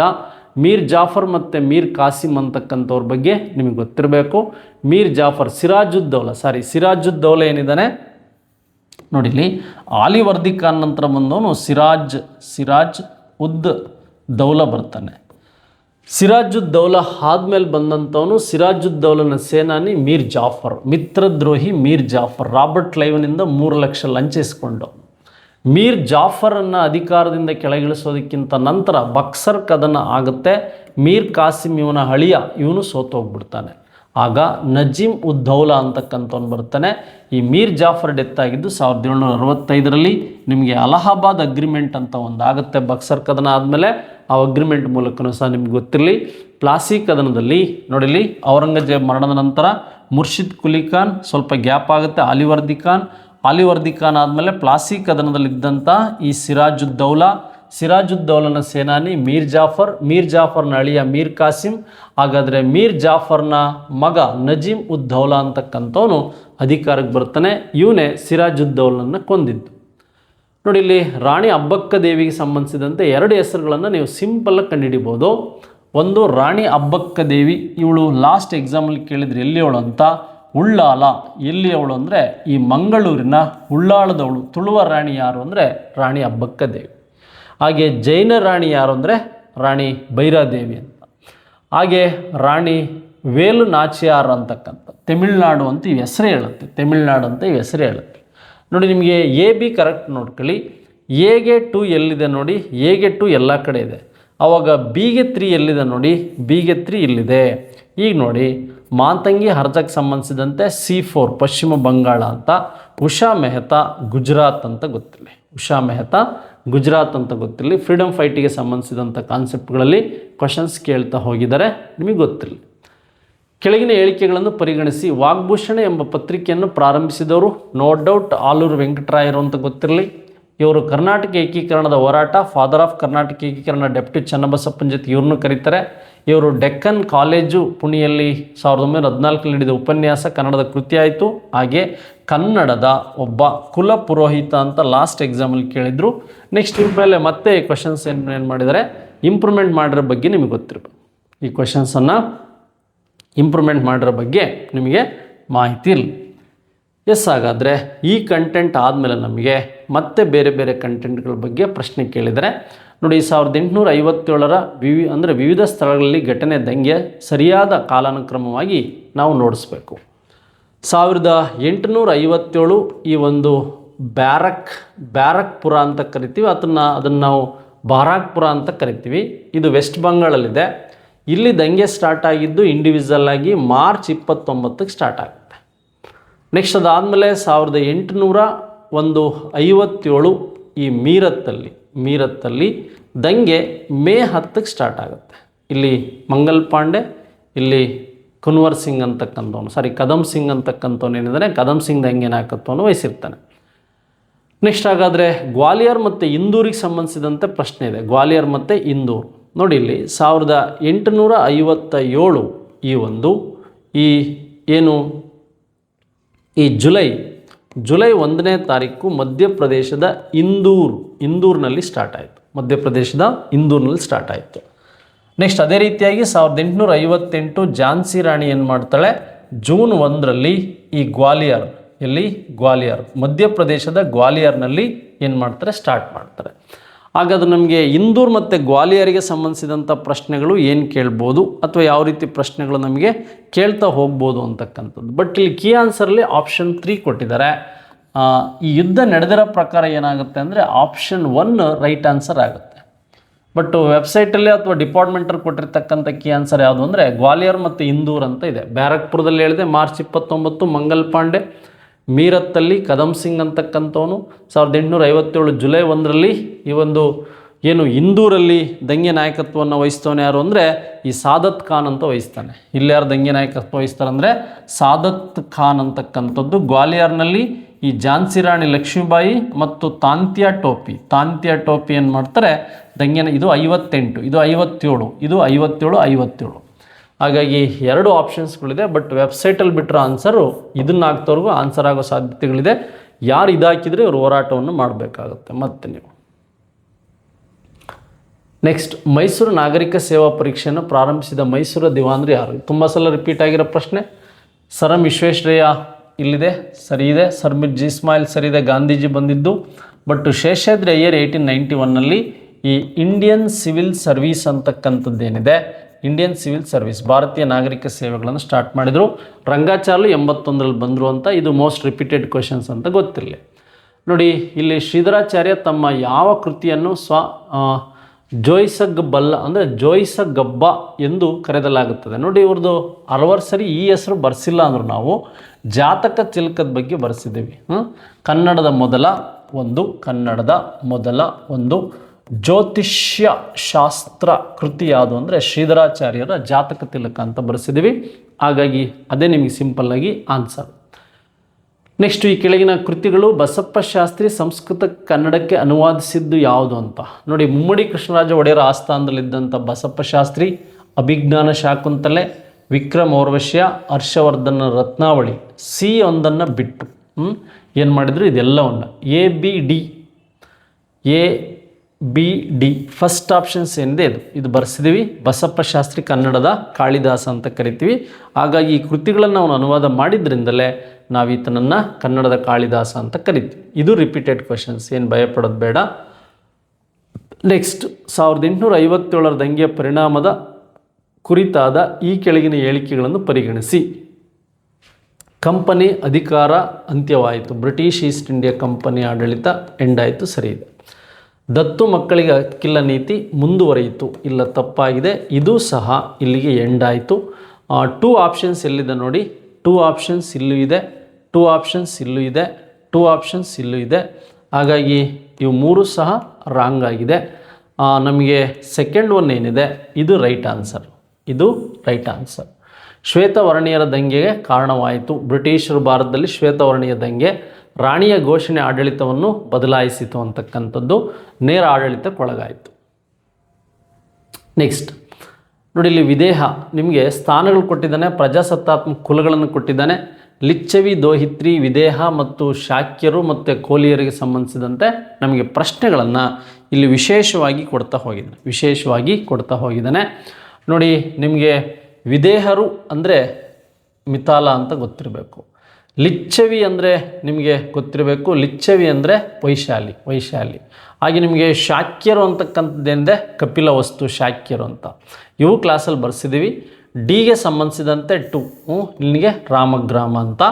ಈ ಫಸ್ಟ್ ಆಪ್ಷನ್ಸ್ ಏನಿದೆ ಇದು ಸರಿಯಾದ ಉತ್ತರ. ಫಸ್ಟ್ ಆಪ್ಷನ್ ಏನಿದೆ ಇದು ಸರಿಯಾದ ಉತ್ತರ ಅಂತ ಸ್ನೇಹಿತರೆ ನಿಮಗೆ ಗೊತ್ತಿರಲಿ. ನೆಕ್ಸ್ಟ್, ಗೌತಮ ಬುದ್ಧನ ಸಮಕಾಲೀನ ಅರಸರು. ಇಲ್ಲಿ ನಮಗೇನಾದರೂ 2 ಪ್ರಶ್ನೆ ಕನ್ಫ್ಯೂಸ್ ಆಗುತ್ತೆ. ಈ ಏನಿದ್ದಾನೆ ಬಿಂಬಸಾರನ ಮಗ ಅಜಾತಶತ್ರು ಆಪ್ಷನ್ಸ್, ಇವನು ಸಮಕಾಲೀನ ಆಗಿದ್ರೆ ಈ ಪ್ರಸನ್ನಜಿತ್ ಅಂತಕ್ಕಂಥವನು. ಈ ಪ್ರಸನ್ನಜಿತ್ ಯಾರು ಅಂದರೆ ಮಹಾಜನಪದಗಳಲ್ಲಿ ಈ ಕೋಸಲದಲ್ಲಿದ್ದಂಥ ದೊರೆ, ಬಟ್ ನಿಯರೆಸ್ಟ್ ಅಂತ ಕರಿತೀವಿ. ಬಿಂಬಸಾರ ಮತ್ತು ಈ ಪ್ರಸನ್ನಸೇನ ಅಂತಕ್ಕಂಥವನು, ಅರಿಯಂಕ ವಂಶದ ಬಿಂಬಸಾರ, ಅಜಾತಶತ್ರು ಮತ್ತು ಪ್ರಸನ್ನಸೇನ 3 ಜನ ಗೌತಮ ಬುದ್ಧನ ಸಮಕಾಲೀನರು. ಅಂದರೆ 563ರಲ್ಲಿ ಗೌತಮ ಬುದ್ಧ ಏನು ಜನಿಸ್ತಾನೆ. ಆದರೆ ರೈಟ್ ಆನ್ಸರ್ ಅಂದರೆ ಪ್ರಸನ್ನಸೇನ, ಕೋಸಲದ ಪ್ರಸರಸೇನ ಅಂತಕ್ಕಂಥದ್ದು ಗೊತ್ತಿರಬೇಕು. ನೆಕ್ಸ್ಟ್ ಅದಾದಮೇಲೆ ಐತಿಹಾಸಿಕ ಬೆಳಗಾವಿ ಕಾಂಗ್ರೆಸ್ ಅಧಿವೇಶನ ಸಮಯದಲ್ಲಿ ಕೊರೆಯಿಸಿದ ಬಾವಿಯನ್ನು ಈ ಕೆಳಕಂಡಂತೆ ಕರೆಯಲಾಗುತ್ತಿತ್ತು. ಜನ್ನ ಸರೋವರ, ಪನ್ನ ಸರೋವರ, ಪಂಪ ಸರೋವರ, ಹಾಗೆ ರನ್ನ ಸರೋವರ ಅಂತ. ನೋಡಿ, ವೆರಿ ಡಿಫ್ರೆಂಟ್ ಆದ ಪ್ರಶ್ನೆ. ನಾವೆಲ್ಲ ಇದುವರೆಗೆ ಏನು ಮಾಡ್ತಾ ಇದ್ವಿ, ವಿಜಯನಗರ ವೇದಿಕೆ ಅಂತ ಬರೆಸ್ತಾ ಇದ್ವಿ. ಆದರೆ ಪಂಪ ಕ್ಷೇತ್ರ, ಪಂಪ ಸರೋವರ ಅಂತೇನಿದೆ, ಈ ಬಳ್ಳಾರಿಯನ್ನು ಪಂಪ ಕ್ಷೇತ್ರ, ಈ ಅಂದರೆ ತುಂಗಭದ್ರಾ ನದಿ ಹರಿದು ಹೋಗುತ್ತಲ್ವ, ಇದನ್ನು ನಾವು ಪಂಪ ಕ್ಷೇತ್ರ ಅಥವಾ ಪಂಪಸಾಗರ ಅಂತ ಕರಿತಾ ಇದ್ವಿ.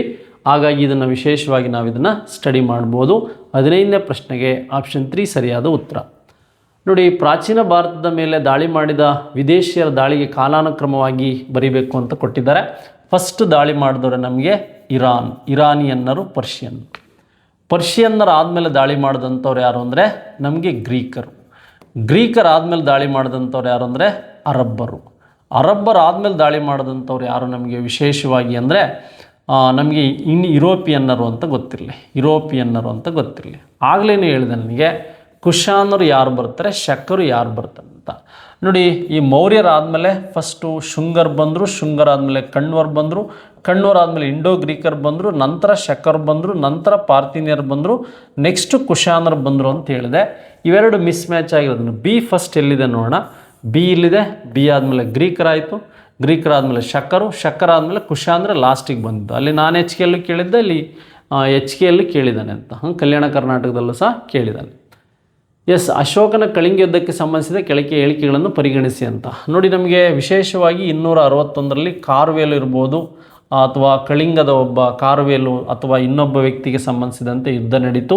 261 ಈ ಒಂದು ಸಾಮಾನ್ಯ ಶಕ ಪೂರ್ವದಲ್ಲಿ ನಡೆದಂಥ ಘಟನೆ. 13ನೇ ಶಿಲಾಶಾಸನದಲ್ಲಿ ಕಳಿಂಗ ಯುದ್ಧದ ಬಗ್ಗೆ ವಿವರಿಸಲಾಗಿದೆ. ಕಳಿಂಗ ಯುದ್ಧವು ಅಶೋಕನ ಕೊನೆಯ ಯುದ್ಧವಾಗಿತ್ತು. ಸರಿ, ಅವನು ಮಾಂಸಾಹಾರ ಇದನ್ನೆಲ್ಲ ತ್ಯಜಿಸ್ತಾನೆ. AB 2 ಸಹ ಸರಿಯಾಗಿದೆ. AB 2 ಸಹ ಸರಿಯಾಗಿದೆ. 13ನೇ ಬಂಡೆಗಲ್ಲಲ್ಲಿ ಇದು ಆಯಿತು ಅಂತ. ಕೆಳಗಿನ ಯಾವ ಪದವನ್ನು ಮಹಾವೀರ ಸಂಬಂಧಪಟ್ಟಿದೆ ಅಂತಕ್ಕಂಥದ್ದು? ವರ್ಧಮಾನ, ನಿಗ್ರಂಥ, ಜಿನ ಮತ್ತು ತೀರ್ಥಾಂಕರ. ಜೀವನದ ನಡಿಯನ್ನು ದಾಟಿಸ್ತಕ್ಕಂಥವನು, ಜಿನ ತ್ಯಾಗ ಮಾಡಿದಂಥವನು, ನಿಗ್ರಂಥರ ಅಂದ್ರೆ ನಿಗ್ರಹಿಸಿದವನು, ವರ್ಧಮಾನ ಅನ್ನೋದು ಅವ್ರ ಹೆಸರು. ಹಾಗಾಗಿ ABCD ಇಷ್ಟು ಸಹ ರೈಟ್ ಆಗಿದೆ. ನಿಗ್ರಂಥ ಜಿನರಿಗೆ ಸಂಬಂಧಿಸಿದಂತೆ ನೋಡ್ಬೋದು. ನೆಕ್ಸ್ಟ್ ಇದಾದಮೇಲೆ ಈ ಕೆಳಗಿನ ಜೋಡಿಗಳನ್ನು ತಪ್ಪಾಗಿರೋದನ್ನು ಗುರುತಿಸಿ. ಅಬ್ದುಲ್ ರಜಾಕ್ ವಿಜಯನಗರದ ಈ ಒಂದು 2ನೇ ದೇವರಾಯನ ಆಸ್ಥಾನಕ್ಕೆ ಬಂದಂಥವನು ಪರ್ಷಿಯಾದವನು, ಇರಾನ್ನವನು ಸರಿ ಇದೆ. ಈ ಮಾರ್ಕೋ ಪೋಲೋ ಅಂತಕ್ಕಂಥವನು ಇಟಲಿಯವನು. ಇವನು ಪಾಂಡ್ಯರ ದಕ್ಷಿಣ ಭಾರತದ ಪಾಂಡ್ಯರ ಆಸ್ಥಾನಕ್ಕೆ ಬಂದವನು.